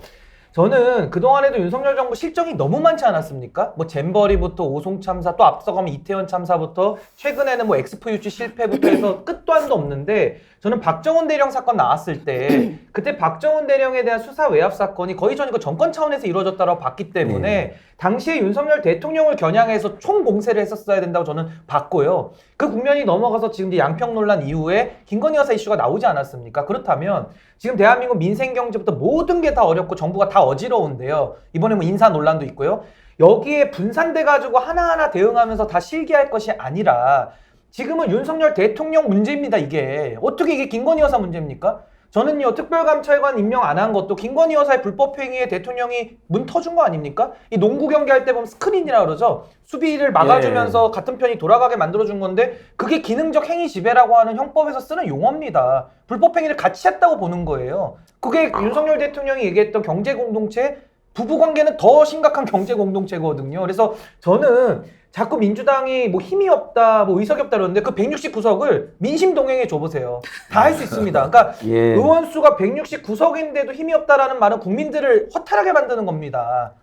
근데 저는 지금 민주당이 할 일은 그래도 제1야당이고 국민들이 가장 많은 기대를 하고 있지 않습니까? 그렇다면 지금은요, 많은 논란들 속에서 하나에 집중해야 되는 그 하나가 누구냐? 윤석열 대통령의 범죄 비위, 여기에 대해서 집중해서 저는 진실을 밝혀야 된다, 저는 이렇게 봅니다. 총선을 앞두고 윤석열 대통령이 민심이라는 이름을 걸고 대장정을 벌이듯이 전국을 누비고 있는데, 자, 지금 드러난 문제, 지금 토론자들로부터 여러분 경청하고 계시지만 결국 민심은 윤석열 대통령에 대한 심판으로 갈 가능성이 높지만 야당은 야당으로서 역할을 못하니까 민주당 도대체 뭘 하고 있느냐라는 질타도 동시에 쏟아지고 이런 것들을 잘 활용해서 또 윤석열 정권은 이 문제를 더욱더 민심 행보인 것처럼 더 강화시켜 나가고 있는 이런 악순환의 고리 그 중간쯤 어딘가에 우리가 서 있지 않느냐 이런 생각이 좀 드는데요. 결국에는 오늘 이 토론이 윤석열 정권이 지금 현재 벌이고 있는 민심 동행이라고 하는 이런 행동들이 총선에서 정말 먹힐 수 있을까 없을까 우리가 정확하게 따져보자라고 지금 토론을 진행하고 있는데요. 자, 여기에서 이제 빼놓을 수 없는 것이 국민의힘 내부에서 지금 현재 이제 혁신위의 갈등 그리고 혁신위 조기 종료 또 김기현 대표 체제의 지속 이제 이런 것들로 가면서 야 이거 도대체 어떻게 되는 거야 라고 이렇게 많은 사람들이 질문을 하고 있습니다. 먼저 영상을 하나 보시는데 일단 혁신이 조기 종료와 관련해서 인요한 위원장이 했던 말 먼저 들어보고 오겠습니다. 사실상 오늘 혁신위 회의로 마무리를 합니다. 월요일 날 고고로 혁신의 활동은 다 종료가 되리라 생각합니다. 맨 먼저 대통령께 감사를 드립니다.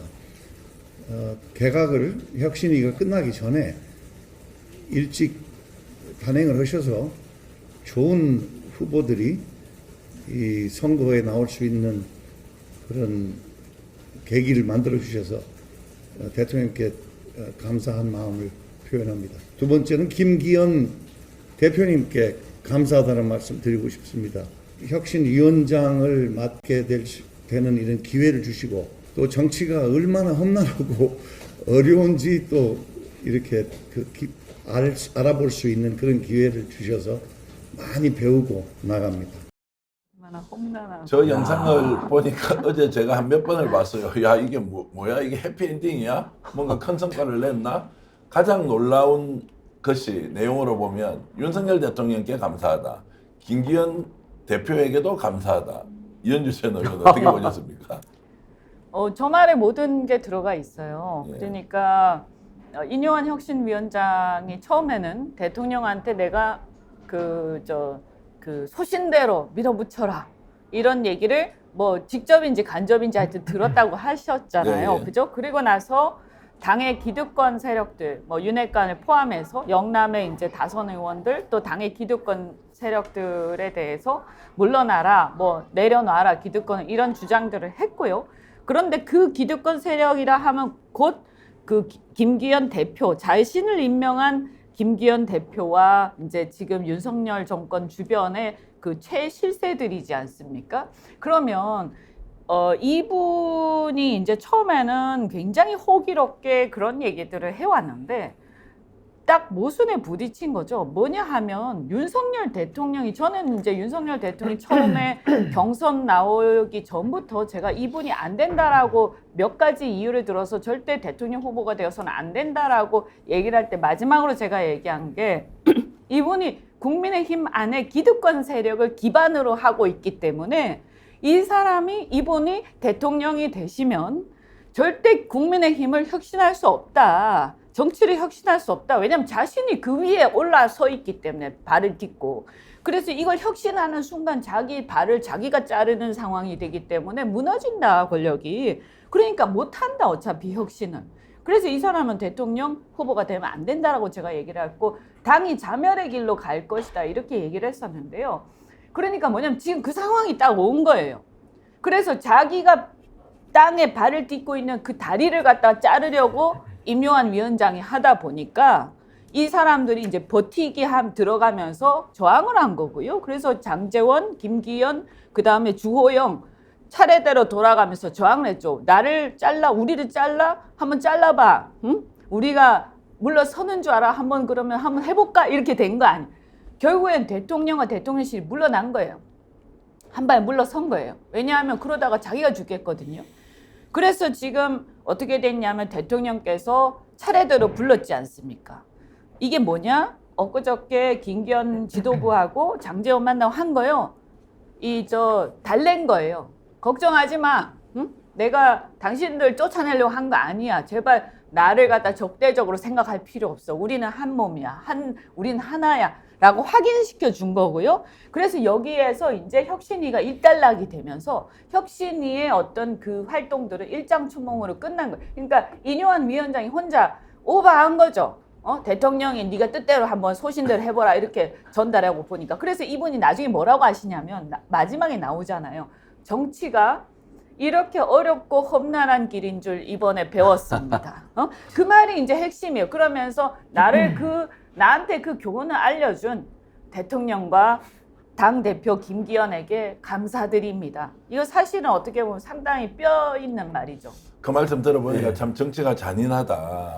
야, 대통령은 인요한 혁신위원장 내세워서 한번 다선 중진들 어떤 식으로든 정리해보라고 했는데 막 호기 있게 달려들다가 결국 이 사람들이 개별적으로 뭐 차량을 몇백 대 몇천 대 동원해서 가고 또 대구에서는 나 대구에서 정치 성명 끝을 보겠다라고 하고 이러니까 이러지도 저러지도 못한 상황에서 마지막에 대통령이 김기현 당대표를 대통령실로 불러서 밥을 먹어버리니까 그 순간에 인요한 위원장은 다 알아차린 거죠. 아, 나는 끝이 났구나. 그러면 나갈 때 욕하고 나갈 거냐? 아니면 모든 것을 수용하고 나갈 거냐? 혹시라도 공천이 서대문에서 가능하지도 않겠느냐? 이제 이런 생각까지 했을 수 있다고 제가 추론을 하고요. 그렇게 보면 정말 정치가 신 변호사 잔인합니다. 근데 저는 정치가 학교가 아닌데 와서 저렇게 왜 배우고 가는지 전혀 이해할 수가 없고 다 국민의힘의 자업자득 아니겠습니까? 또 정치가 실험실이 아니거든요. 어떻게 혁신을 실험하듯이 정치를 모르는 의사 출신을 앉혀다가 뭘 하겠다고 하는지 저는 매우 참 위험천만한 사람들이라는 생각이 들고 매우 한심하다 이런 생각이 들고요. 저는 이 마지막 말이라는 것이 약간 유언 비슷한 거거든요. 떠나면서 이제 마지막으로 남기고 가는 거 아닙니까? 매우 중요한 내용이 저기 담긴 건데 그 내용 속에 저 안에 국민이 있습니까? 대통령께 감사하고 김기현 대표께 감사한다. 그러니까 국민 없이 본인을 임명한 권력자들의 자기는 차도살인의 칼이라는 걸 인정하고 간 거예요. 그래서 매우 한심하게 짝이 없다는 게 전 인요한 교수님한테 드리고 싶고 과거에 개사과 논란이라는 게 있었거든요. 저는 저 감사의 멘트를 보면서 어떤 생각이 들었냐면 저건 개감사다. 그러니까 개사과 수준의 감사 멘트를 날리면서 저 국민들이 들으면서 누가 저기에 반응을 할까요? 그러니까 인요한 교수는 정말 정치를 모르시는 분이 참 정치를 하겠다라고 이렇게 소위 말해서 덤벼가지고 본인도 우스워지고 본인의 평판과 신뢰도 다 깎아먹고 당도 죽고 모두가 다 마이너스만 된 이런 인사 아니었나. 그러니까 국민의힘의 자업자득이다 저는 봅니다. 저도 이야기를 안 할 수가 없어요. 일단 너무 기괴합니다. 그렇죠? 혁신위원회 활동 뭐 그렇게 빈수레가 요란하다 우리가 지적을 했지만 또 얼마나 노이즈 마케팅을 했습니까? 근데 딱 40일 어떻게 혁신이 됩니까? 완전히 대국민 사기극을 벌인 겁니다. 그리고 임기가 분명히 한 달 가까이 남았는데 단축해버렸잖아요. 그러니까 이건 쫓겨나는 겁니다. 그러니까 야, 이 윤석열 집단은 수도 없이 많은 사람들 토사구팽 하는구나라는 느낌 들고 그런데도 본인을 사실상 임명한 게 윤석열이라고 생각했나 보죠. 그러니까 윤석열한테 고맙다. 험난한 정치를 가진 김기현한테 고맙다. 김기현 너 때문에 망했다고 뒷싸움하는 겁니다. 제가 보기에는요. 어쨌든 이제 혁신위가 실패했다는 것은 뭐 이번이 처음은 아니니까 지난번 민주당에서도 김연경 혁신위가 실제로 혁신의 성과를 내지 못하고 갔다 이제 이런 것인데 어찌됐든 지금 현재는 국민의힘 혁신이고 여기가 결국 마지막에 핫바지에 방구 새듯이 쑥 빠져나가고 없어지고 존재감도 없고 의미도 없이 이렇게 이제 사라졌다고 보는데 그렇게 하면서 김기현 대표가 이제 당 중심에 서서 앞으로 총선을 주도할 것이다. 그렇게 가면 이제 대통령실에서 김기현 대표를 이제 인정해 줬습니다. 그러면 이제 총선까지 김기현 대표가 계속 가져갑니까? 이제 비대위 이야기는 안 나옵니까? 어떻습니까? 이제는? 애초에 이 혁신위가 생겼던 우리가 본질적인 이유를 한번 살펴봐야 됩니다. 강서구청장 선거 대패 때문에 혁신위가 출범한 거 아니겠어요? 그러면 강서구청장 선거에 졌으면 그 당시에 지도부인 김기현 지도부가 책임을 지고 물러나야 됩니다. 그런데 그게 싫으니까 어거지로 지지율 뭐 3%였던 김기현 대표를 어떻게 보면 대통령실의 무한 조력으로 대표를 앉힌 거 아니겠어요? 그 이유는 명확한 것입니다. 끝까지 김기현 대표 체제로 가겠다라는 것이 명확한 것이죠. 그 당시에 혁신위 출범이 결국은 김기현 대표로 가기 위한 시간 끌기 용이었다라는 게 이번이 명백하게 드러난 겁니다. 그때도 이런 얘기가 나왔어요. 저는 사실 혁신위가 제대로 되려면 가장 혁신해야 될 대통령, 윤석열 대통령과 아무 말 못하는 그 현 지도부에 대한 비판이 있어야 되는데 그런 얘기 전혀 없지 않았겠습니까? 그러니까 자꾸 이런 얘기가 나오는 거예요. 바지에 바지다. 그래서 속바지다라는 얘기까지 그 당시에 나올 정도로 이 혁신위가 무력하다는 것을 증빙이 이번에 명확하게 된 겁니다. 소위 말하면 가장 중요한 것은 공천권이거든요. 지난 총선에. 그런데 공천권 다 김기현 대표가 가져가고 혁신위에 뭘 의제를 제출하면 번번이 까이지 않았겠어요? 그런데 뭘 혁신합니까? 그러니까 결국은 남은 것은 이뇨한 혁신에 남은 것은 패드립, 뭐 이준석 당대표에 대한 패드립과 뭐 그 윤석열 대통령 나라님이라는 그 두 가지 말고는 남은 게 하나도 없어요. 그러니까 인요한 위원장이 혁신적으로 본인 이미지 박살난 거 말고는 이번 혁신위는 뭐 남은 게 없다고 저는 그렇게 봅니다. 오늘 금요일 이제 정치 본색에서 저희들이 윤석열 정부가 지금 인생 행보를 하고 있지만 이것이 총선으로 이어지는 과정에서 나타나는 여러 가지 정치적 사항들이 실제로 이제 총선에 본인이 원하는 결과를 낳을 수 있을지 없을지에 대한 토론을 하는데요. 오늘 여러분 내부 말씀 들어보면 결국 부산에 가서 했던 민심 행보나 한동훈 장관이 명품백을 나는 모른다고 했던 것이냐, 그리고 인요한 혁신위원회가 조기 종료를 하면서 아무런 성과를 내고 있지 못한 이런 부분이 여전히 국민의힘이 안고 있는 큰 문제임에도 불구하고 국민의힘은 이런 내용들을 모르고 국민들이 자신을 믿어줄 것이다 라고 막연하게 기대하면서 계속 달리고 있구나, 이제 이런 생각을 하기 때문에 결국 내년 4월 10일입니다. 총선에서 어떤 결과가 나올지 우리가 좀 더 면밀하게 따져봐야 할 것 같고요. 지금 오늘 토론 일부는 이렇게 좀 정리를 하면서 제가 백운기 앵커님 대신에 이렇게 오늘 하루 진행을 하고 있기 때문에 광고 말씀도 좀 드리고 홍보도 하고 또 여러분 댓글도 좀 소개하면서 조금 있다가 더욱더 뜨거운 2024년 총선 과연 어떻게 될 것인지 오늘 대한민국을 주도하고 있는 네 분의 패널을 통해서 총선 전망까지 후반부에 해보겠습니다. 자, 지금 댓글 많은 분들이 보내주고 계신데요. 진실을 응원합니다님, 김옥선님, 마음하나님, 그리고 김지우님, 바다님, 로지님, 일일이 제가 소개는 못하겠습니다. SSIAH님, 보리수님, 역시 18,000명, 19,000명 이렇게 들어온 방송을 제가 진행해 보니까 여러분들의 댓글을 일일이 소개 못하는 점 양해 부탁드리고요.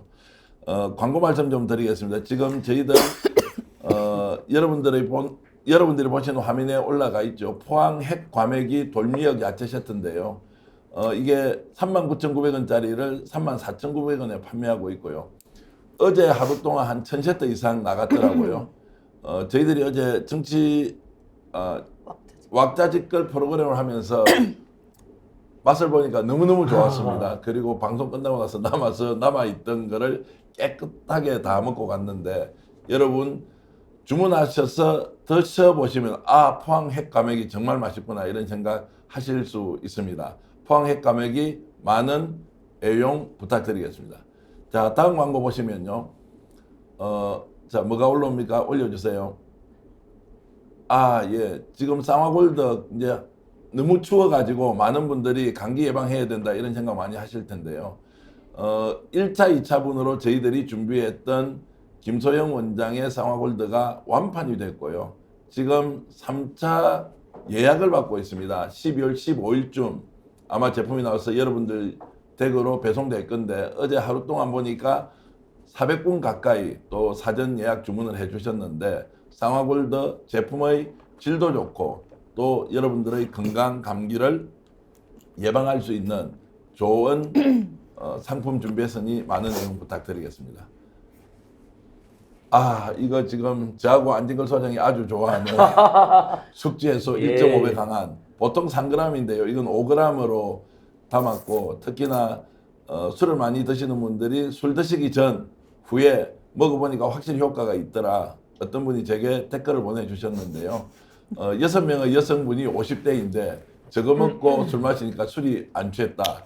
이렇게 이제 글까지 올려주셨는데 혹시 술 드시고 숙취 해소에 필요하시면 술편한 많은 애용 부탁드리고요.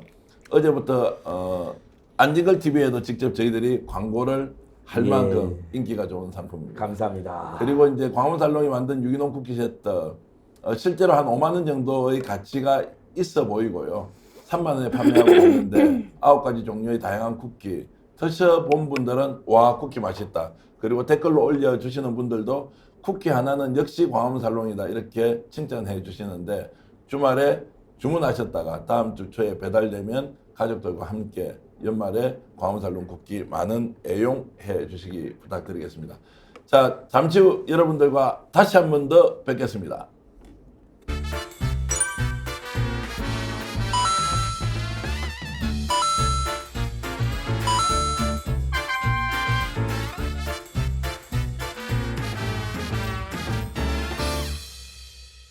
김소형 쌍화골드 쌍화차가 그리운 예전입니다. 이럴 때는 김소형 쌍화골드 한 박스 사면은 또 한 박스 준다는 거야. 야, 이런 엄청난 폭탄 이벤트. 네, 따뜻한 쌍화차 드시고 건강하시기 바라겠습니다.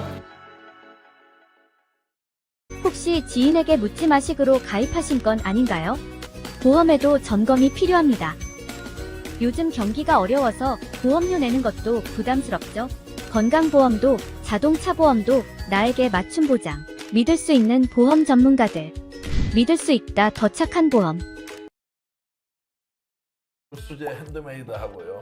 방부제도 안 들어가고요. 쿠키 종류가 많아서 골라 먹는 재미가 맛있어요. 있고 커피가 맛있어서 네. 같이 먹으면 또 맛있더라고요. 서피스몰에 들어가시면 여러분들 맛있는 쿠키 건강하게 드실 수 있습니다. 여러분들이 가장 궁금해하시는 2024년 총선 어떻게 펼쳐질 것인가? 총선을 관통하는 키워드는 무엇일까? 몇 가지 여러분들께 한번 던져보겠습니다. 윤석열 정부에 대한 평가나 심판이다. 이재명 민주당 대표에 대한 사법 리스크에 대한 국민들의 평가다. 또는 신인규 변호사나 또는 개혁신당을 주도하고 있는 송영길 전 대표도 역시 뛰어들고 있는 신당이 지금 현재 제도권 기성 다수 정당인 국민의힘과 민주당과 맞서서 제3당이 출연하고 제4당이 출연해서 뭔가 다음 총선에서는 다당제로 가는 구도가 만들어질 것이다. 이런 부분도 생각해 볼 수 있고요. 또 다른 한 측면은 차기 대권 주자들의 각축장이 되지 않겠느냐. 자, 민주당은 뭐 확고부동한 이재명 당대표가 차기 대권 주자이지만 이낙연 전 대표는 어떻게 되느냐. 국민의힘에서는 원희룡 전 국토부 장관, 한동훈 현 법무부 장관, 기타 많은 분들의 결국 대선 전초전이다 이렇게 평가도 할 수 있을 텐데요. 일단 먼저 총평을 한번 들어보겠습니다. 안진걸 소장 현장에서 시민들 많이 만나보시는데 내년 총선 어떤 것이 가장 국민들께 와닿는 키워드가 될까요? 아까 임세현 소장이 했던 말을 덧붙여서 자연스럽게 이야기해 볼게요. 이뇨한 위원장이 남긴 건 결국 이준석 전 대표단 패드립과 윤석열이 나라님이라는 이제 망언이 남았다 했는데 사실 하나 더 있습니다, 여러분. 이뇨한 위원장이 느닷없이 김건희 여사를 내가 만났는데 남편처럼 말을 거침없이 하고 박학다시 가더라. 모르는 게 없더라 이런 식으로 말했거든요. 결국은 김건희 여사가 부의원 행세를 하면서 이뇨한 씨한테 얼마나 많은 이야기를 했는지 또 59분 이야기가 1분만 듣는 그런 행태를 반복이 나올 수가 있는데 문제의 핵심은 윤석열, 김건희인데 한마디도 못하고 마지막까지 윤석열 찬양하고 끝났지 않아요. 쫓겨나면서도. 그러니까 이걸 우리 국민이 다 압니다. 이번 총선은 강서구청장 보궐선거보다 훨씬 무서운 심판선거가 될 겁니다. 민심은 그렇습니다. 야당도 마음에 안 든 게 많고 제3세력도 등장했으면 좋겠다라는 민심이 엄연히 공존하면서도 동시에 일단은 윤석열, 김건희 세력 정말 너무한다. 너무 못하고 너무 함부로 권력 운영하고 너무나 많은 비리가 있다. 그런데 그거에 대해서 여권에서 대안으로 나오는 한동훈, 저는 이번에 한동훈이 김건희 여사 명품백 논란에 대해서 모른다고 하는 순간 감히 날아갈 정도의 폭풍의 시다일 거다. 왜? 아니 그 입만 열면 야당에 대해서 없는 것도 있는 것처럼 티끌도 태산을 만든 자가 윤석열, 김건희의 비리, 태산 같은 비리는 모른다라고 계속 발뺌하는 거니까 그러니까 이번 선거는 바닥 민심도 그렇고 이런 점을 보면 윤석열, 김건희 정권에 대한 무서운 심판 구도가 될 거다. 자, 이제 토론의 속도를 좀 더 높여서 간단히 좀 질문을 드리겠습니다. 자, 그러면은 윤석열 정부에 대한 심판 선거다. 뭐 동의합니다. 그럼 국민들 누구 찍습니까? 민주당 찍습니까? 제3당 찍습니까? 마음이 이런 거죠. 진짜 마음에 드는 세력이 있으면 좋겠는데 진짜 마음에 드는 야당을 먼저 찍고 그 다음에는 비판적 지지를 찍을 거고 이도저도 아니어도 윤석열, 김건희 정권 혼내줘야 되니까 일단은 제1야당으로 힘이 실을 가능성이 높습니다. 근데 동시에 정말 괜찮은 그게 합리적 진보 중도 보수가 연합을 하던 또는 합리적 진보 신당이나 합리적 중도 보수 신당이든 생기면 힘도 실렸다는 민심이 엄연히 함께 존재한다. 그런 면에서 민주당은 이대로 가면 감 떨어지겠지 나한테 내 입으로 이런 자세는 바꿔야 됩니다. 자, 전략가이신 이현주 전 의원 한번 총평해 주시죠. 어떻습니까? 아, 심판 선거인데 굉장히, 심판 선거 이유가 어떻게 그러니까 될지 심판 궁금한데. 선거긴 한데 제가 이렇게 쭉 주위에 이제 수도권의 중산층이나 중도층들하고 대화를 많이 하는 편인데요. 쭉 얘기를 들어보면 일단 윤석열 정권에 대한 분노 이런 거 상당히 큰 것 같아요. 그리고 분노도 분노지만 아주 현실적으로 이 정권이 계속되었을 때 이게 과연 나의 삶에 무슨 도움이 되나. 이게 국가의 국력이, 그러니까 국가의 기력이라고 해야 되나 국력이라고 해야 되는지 모르겠는데 이게 자꾸 추락하고 있는 것 같다. 그래서 남은 기간 동안 계속 추락하면 굉장히 심각하다.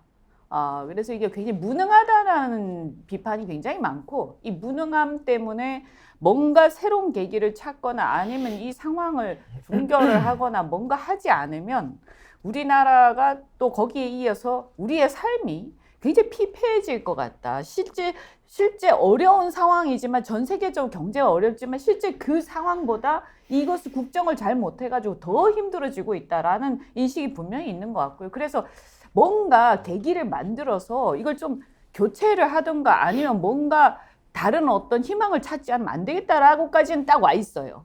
근데 문제는 뭐냐면 그럼 그 대안이 뭐지? 라고 했을 때 그럼 민주당이 죄송한 얘기입니다. 민주당이 그 대안인가? 그러니까 정 안 되면 아마 어쨌든 심판은 해야 되니까 민주당을 찍긴 할 것 같아요. 그런데 이제 그게 뭐 지금 워낙 지금 거의 170석이 있기 때문에 여기에서 더 높게 지지할 거냐? 저는 그건 조금 의문이고요. 150석은 넘을 것 같아요, 민주당이. 그런데 그게 사실 170보다 좀 낮으면 그게 이긴 거냐 진 거냐 할 때 애매하지 않습니까? 근데 거기서 더 나아가서 어떤 다른 세력이 나오기를 바라는 민심이 굉장히 많았는데 솔직히 말씀드리면 그런 부분들에 대해서도 지금 현재 민심 상당히 비판적이다. 뭐냐 하면 이게 뭔가 너무나 정치공학적으로 보이고 진정성이 별로 안 보인다. 정말 이 상황에 대해서 국민들을 대변해서 뭔가 이렇게 해보겠다라는 그런 것이 있는 거냐 아니면 자기들끼리 막 이합집산하면서 그냥 이번 총선에서 어떻게든 간에 좀 들어가자라는 게 너무 많이 눈에 띄기 때문에 이 뭔가 좀 너무 가벼워 보인다. 나는 너무나 얘 삶이 힘든데 이 삶에 대한 이 무게를 갖다가 이 어깨에 짊어지고 이 사람들이 뭔가 이걸 해결해야겠다는 진정성보다는 가볍고 뭔가 이렇게 막 자기들끼리 뭐 하는 그런 느낌이기 때문에 실제로 제가 굉장히 죄송하게 느끼는 게 이 제3당에 대한 논의들이 지금은 현재는 실망입니다. 네. 그래서 이대로 가면 제3당도 굉장히 어렵습니다. 제가 볼 때는. 예, 기대는 걸고 있지만 이 기대가 조금씩 이거는 뭔가 바라던 거하고는 좀 거리가 있는데 이런 게 좀 있는 것 같고요. 그래서 굉장히 막 춘추전국 시대 비슷한 상황으로 지금 가고 있는 것 같아요. 그럼 여기서 저는 결국에는요, 뭐 국민의힘이 심판받는 상황은 뭐 같은데 여기서 그럼 150에서 그럼 범야권이 200까지 올라가고 뭔가 다른 모습들을 보이려면 첫째는 대안으로 선택될 만큼 진정성이 보여야 된다. 그게 민주당이든 3당이든. 두 번째는 이 부분에 대해서 뭔가 이 어떤 국민들한테 희망을 줄 수 있는 그런 모습들이 나와야 되는데 그냥 기존의 어떤 정치인들이 자신들의 뭔가 이렇게 경쟁을 통해서 자신들의 자리라든가 뭐 이런 쪽에 어떤 이합집산하는 또는 그 정치 공학적인 것으로 가득 차 보이면 이것을 또다시 심판 대상이 될 수 있다. 근데 제가 이제 지금 시청자 여러분들도 지금 기성 양대 정당에 대한 비판적 시각이 워낙 많기 때문에 제3정당을 출연에 대한 기대를 하는 분도 있는데 네. 이해를 좀 돕기 위해서 좀 질문을 드려볼게요. 자, 이상적으로 보면 가장 좋은 사람들이 모여서 기득권 정당 해체하고 또는 깨부수기 위한 새로운 정당 만들면 된다고 하지만 정치라는 게 현실인지라 여기에 참여하는 현역 국회의원도 있어야 되고 전직 국회의원도 있어야 되고 또는 출마자들도 다 모아야 되는데 그러기에는 일정하게 현실과 타협할 수밖에 없는 거 아니냐. 그러면 이준석 전 대표도 이낙연 전 대표와 손을 잡을 것이냐 말 것이냐, 또는 좀 더 나가 있는 이상민 현재 이제 민주당 의원 탈당을 했지 않습니까? 이런 사람들과 손을 잡을 것인가 말 것이냐, 이런 거는 이현주 의원 말씀대로 하면 야 그게 무슨 색깔이야, 그게 무슨 희망이야, 그냥 다시 정권을 잡는다 또는 국회의원 되기 위한 수단으로서 그냥 이합집산이구나 이렇게 할 수 있지만 어쨌든 그것이 현실이라고 하는 전제로 보면 아니 그러니까 제가 볼 때는 그런 부분을 무시할 수는 없어요. 예. 그래서 일정하게 뭐 몇 % 정도의 지지는 나중에도 나온다라고 저는 생각합니다. 근데 문제는 뭐냐면 우리가 바라는 것이 국민들이 제3당에 대해서 그동안 쭉 기대하고 바래왔던 것들이 그 정도 수준이 아니지 않습니까? 그러면 결국에는 그 정도 수준에서 그냥 그칠 수밖에 없어요. 그리고 더군다나 국민의힘과 민주당을 뛰어넘는 어떤 대안으로서 과연 그것을 바라보냐, 그건 아닌 것 같아요. 제가 이렇게 보니까. 그래서 이런 상황으로 제3당 논의가 이렇게 가면 안 된다라고 저는 굉장히 심각하게 느끼고요. 이런 상태라면 정말 저는 이번 총선을 계기로 어떤 상황이 벌어질 거냐면 그 망가지는 사람들이 나올 겁니다. 그 과정에서. 그래서 이 망가지는 사람들, 그러니까 뭐 한동훈도 어떻게 될지 모르겠어요. 그런데 이 총선이 끝나면 정리되는 사람들이 나올 것이다. 이게 뭐 꼭 당선과 낙선의 문제가 아니라 사람들이 그 모습들을 보면서 아, 저 사람 꼽혀, 저 사람 꼽혀, 저 사람 꼽혀 해서 이렇게 정리되는 지도자로서 정리되는 사람들이 나올 거고요. 결국에는 이후에 어떤 선거의 결과도 중요하지만 이 선거 과정에서 어떠한 모습을 보이느냐, 전 그게 가장 중요하다 이렇게 생각합니다. 저는 이제 그래서 신인규 변호사께 바로 여쭤보고 싶은 게, 신인규 변호사가 평소에 이상이 곧 현실이다, 그러니까 정치인이 중요한 것이 아니라 정치가 중요하다 이렇게 하면서 가장 이제 좀 이상적인 모델의 신당운동을 하고 있다. 그래서 민심동행 창준위원장으로서 지금 신당운동을 열심히 하시지 않습니까? 그런데 이제 여전히 현실이라는 문제에 부딪힐 테고, 이제 이런 부분에서 제도권 내에 진입하기 위한 신당운동은 최소한의 필요 조건과 충분 조건 어떤 것이 있어야 한다고 보십니까? 근데 저는 이제 뭐 정치는 현실이다라는 거를 부정하지 않고요. 근데 현실이라는 것이 늘 정치 공학과 연결되기 때문에 늘 문제거든요. 저는 정치는 현실이기 때문에 뭔가 타협을 해서 가야지 된다라는 뭐 소위 빅텐트론에 대해서는 역으로 여쭈면 됩니다. 그럼 과거에는 뭐 정치 현실이 없었습니까? 과거에도 늘 현실적 문제에 부딪혀 왔던 게 삼지대의 한계였거든요. 그때 때마다 정치 지도자들이 원칙을 버렸고 명분을 버리니까 다시 또 흡수되고가 여기까지 온 겁니다. 그래서 저는 과거 노무현 현상도 현실을 보고 했으면 노무현 노사모가 탄생하지 않았겠죠. 그때도 저는 이 정치 바람이라는 것은 민심, 결국 국민들이 전 이끄는 거라고 보기 때문에 우리가 뭐 안철수 현상, 이준석 현상, 현상이라는 단어들을 10년 주기로 붙이고 있어요. 그것은 노정되어 오고 누적되어 온 불신과 정치 혐오가 견디다 못해 이제 국민들이 대안을 발견했을 때 거기를 우르르 몰려버리는 거거든요.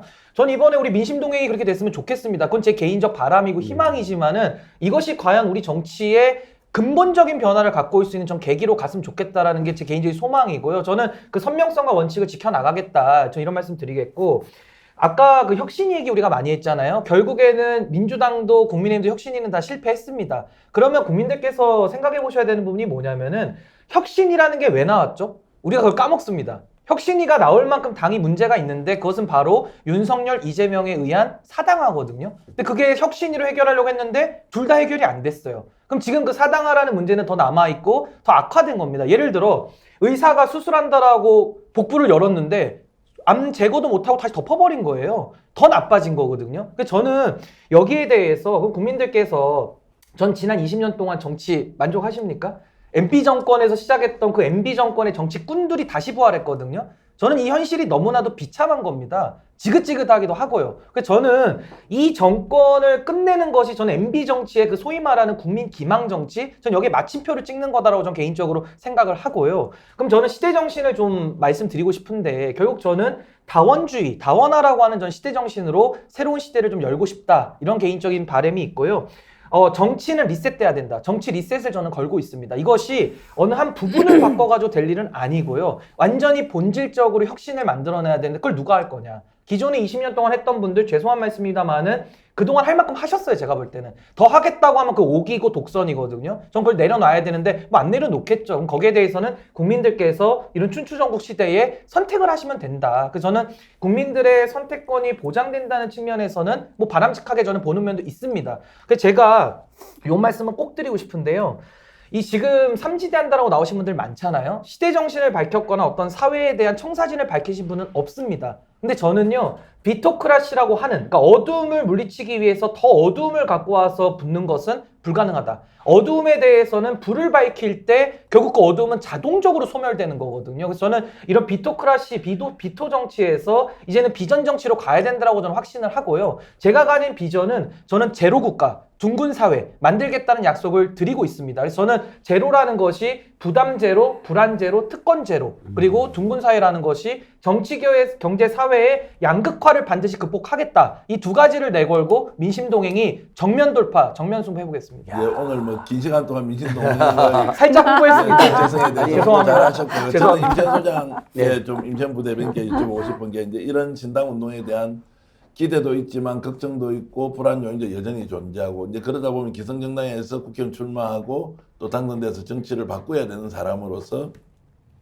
훨씬 더 책임감을 많이 느낄 것 같은데 내년 총선 키워드 무엇으로 가야 된다고 보십니까? 그리고 그 키워드가 관통된다면 지금 현재 기성정당, 제1야당, 민주당은 어떤 일을 해야 합니까 지금부터? 저는 내년 총선 키워드 명확합니다. 윤석열 심판, 더 나아가서는 윤석열 대통령 탄핵까지도 부르짖을 수 있어야 된다고 보거든요. 죄송합니다. 개인적으로는 그 출마자들이 3개의 테스트를 해야 된다고 생각해요. 시각 테스트, 청력 테스트, 역풍 테스트. 시각 테스트. 자, 김건희 씨 명품백 받았냐 안 받았냐? 맞다. 자, 바이든이 날리면이냐? 이거에 대한 대답. 그 다음에 역풍 테스트. 윤석열 대통령 탄핵 부르짖으면 역풍 분다. 역풍이 어디 있습니까? 바람도 안 불었는데. 요가 3가지 물음에 답을 할 수 있는 후보가 총선에 전 영향력이 있을 거다라고 생각이 들고요. 그러니까 아마도 저희 강서구청장 선거 때를 보면 좀 명확히 답이 나와 있다고 봅니다. 윤석열 대통령 부정 콘크리트 60%거든요. 이 윤석열 대통령을 명확하게 심판할 수 있는 야당이 되어야 된다는 겁니다. 지난 강서구청장 선거 때 어쨌든 국민이 마음에 안 들어도 이 민주당이랑 회초리를 쓰고 싶어 했었어요. 그래서 썼는데 그 이후에 효능감 보여줬냐에 대한 물음을 하고 있는 거거든요. 만약에 민주당도 제1당으로서 윤석열 대통령에 대한 거대한 싸움 없이 강력한 투쟁 의지 없이 그저 떨어지는 열매 받아먹는다고 하면 아마 이 부분에 대해서도 국민들의 심판이 전 있을 거라고 생각합니다. 그렇기 때문에 제3당 논의도 나온 것이고 윤석열과 싸울 수 있는 그런 당에 대한 출몰을 기대하는 것이거든요. 저는 그 민주당이 이 부분에 대한 화답을 해야 된다고 보고 그것은 무엇이냐. 윤석열 이 정권과 싸우지 않는 사람 퇴출시켜야 되는 겁니다. 가장 누가 강력하게 싸우냐. 그래서 이 3가지 테스트를 반드시 해야 된다라고 저는 그렇게 봅니다. 예. 이현주 교수는 한 말씀. 예. 이제 많은 사람들이 이 정권이 이런 상태로 계속되면 안 된다는 생각을 하는 사람이 꽤 많아요. 근데 이제 근데 탄핵이라는 거를 쭉 겪었잖아요. 너무나 힘들었거든요. 그 과정이. 한 거의 1년 동안 거의 국가가 마비되면서 권력 공백 상태에 있었잖아요. 어떻게 보면 서울의 봄 할 때 그 상황이 한 1년 동안 지속된 거거든요. 이런 것들에 대한 걱정. 그 다음에 이제 그 이후에 그러면 그 다음이 뭐지라고 했을 때 그 다음이 그다지 뭔가 시야가 밝아지지 않는 거예요. 솔직히 말씀드려서. 그리고 이 부분에 대한 확신이 없기 때문에 어떤 면에서 보면 사람들이 상당히 정권 퇴진 운동이란 이런 것들에 대해서 일부는 공감을 하지만 일부는 그 이후가 안 보이는 거죠. 예전에 이제 박근혜 정권 탄핵 이후에는 그때 같은 경우에 이제 한번 다시 돌아가서 보면 안철수 지금은 다 이제 평가가 별로 안 좋지만 어쨌든 그 당시만 해도 국민의당이 있었고요. 그 다음에 이제 바른정당이 있었고 이런 상태이지 않았습니까? 그런데다가 문재인 대통령이라는 어쨌든 야당의 상당히 확고한 지도자가 있었죠. 이후에 이제 상당히 평가에서 비판이 많이 되고 있지만 그 당시만 해도 상당히 좋은 그 상황이었기 때문에 이 대안에 대한 걱정 또는 거기에서 뭔가 이렇게 이 혼란에 대한 걱정 그런 거 그 당시에는 없어요. 왜냐하면 겪어보기 전이었기 때문에. 그래서 저는 어떤 생각이 드냐면 이 자칫 이제 총선 이후 총선이 아니라 야 사람들은 대선을 바라보고 이 총선을 보는 것 같아요. 많은 사람들이. 그래서 이 총선이 어떻게 되었을 때 이후에 대선하고 갔을 때 왜냐하면 지금 정권에 대해서 만족을 못하니까 그냥 만족 못하는 정도가 아니라 정말 이대로 안 되겠다라는 절박한 상황이 있기 때문에 그러면 이후를 어떻게 할 거야라는 거에 대한 그걸 뭐 비전이라고 신 변호사님 말씀하시는 뭐 그렇게 봐도 좋고 여하튼 여러 가지 이후에 대한 이 어떤 든든하고 좀 안심할 수 있는 상황들이 펼쳐져야 이것이 심판 선거가 확실하게 이제 진행이 될 거라고 저는 보고요. 지금 같은 상황이라면 이제 만약에 심판 선거를 확실하게 심판으로 확 몰아갔는데 이렇게 해서 급격하게 이 권력이 확 추락했을 때 이후에 어떻게 되지? 라는 것에 대해서 답이 없으면 주저하게 되는 거죠, 국민들은. 지금 상황은 그런 것 같아요. 그 상황에서 지금 심판하고 싶은데 어떡하지? 이러고 있는 거죠. 예, 저도 약간 이야기를 보태면 실제 2016년 때는 힘들었지만 정권을 끌어내린 다음에 그게 민주당이든 어쨌든 범야권 세력이든 정권 교체에서 가는 희망이 있었어요. 근데 지금 제가 이렇게 밖에서 퇴진 집회를 보는데 옛날처럼 많이 안 모이시는 엄연한 사실이고 제가 냉정히 분석해 보면 그때 그렇게 했는데 뭐가 나아졌나 결국 윤석열 검찰 독재 탄생만 됐잖아 하는 실망과 냉소가 있으신 거 보면 사실입니다. 그리고 이제 제3지대 신당운동하는 분들은 기대도 있지만 이현주 의원님이 오늘 잘 지적했는데 이게 난립됐거나 최근에 이렇게 속도가 나니까 이렇게 조금 또 거기에 대한 실망도 있으신 것 같아요. 근데 지금 상태에서는 어쨌든 저는 지역에서는 윤석열과 잘 싸우는 범야권 세력이 그 다음에 연동형 비례가 이제 유지된다는 조건으로 보면 윤석열 탄핵을 내걸거나 또는 정말 1당 2당을 넘어서 제대로 된 정치를 하겠다는 좀 진보적 탄핵 세력과 중도 보수의 국민의힘을 훨씬 뛰어넘는 합리적인 보수가 됐다는 분들이 주목받을 가능성이 높다. 그리고 이분들이 국회에 많이 들어가는 게 결과적으로 국익에 큰 도움이 될 거라고 보고 있습니다. 확실한 것은 지금 현재 정치와 국민이 동떨어져 있다. 정치 세력은 존재하고 정당이 있긴 하지만 국민의 뜻을 그대로 반영하는 정당 찾기 어렵다. 뭔가 새로운 대안을 만들어야 하지만 대안을 만들기도 쉽지 않다. 그럴 경우에 여러분들은 어떤 선택을 하시겠습니까? 올바른 국민이 올바른 나라를 만들듯이 우리가 정신 똑바로 차리고 우리 정치 바로 세우는데 나는 구체적으로 어떤 행동과 실천을 할 것이냐 이 고민을 해야만 우리가 조금 더 나빠지는 것을 막을 수 있다. 그러면 내년 총선이 여러분들께는 내가 가장 바라는 이상적인 대한민국을 만드는 것이 아니라 지금보다 더 나빠지는 상황을 조금이라도 더 늦추기 위해서 국민으로서 유권자로서 주권자로서 어떤 행동을 하는 것이 옳은지 고민을 해야 하는 시간이고요. 오늘 윤석열 대통령이 민생정보를 통해서 뭔가 총선의 주도권을 갖고자 하지만 그것이 쉽지 않은 현실을 우리가 다 확인하는 자리였습니다. 그럼에도 불구하고 이것이 국민이 바라는 정치로 과연 전환이 될 수 있겠느냐라는 부분에 대해서는 오늘 네 분의 패널이 모두 우리 국민들에게 질문을 다시 던지고 있습니다.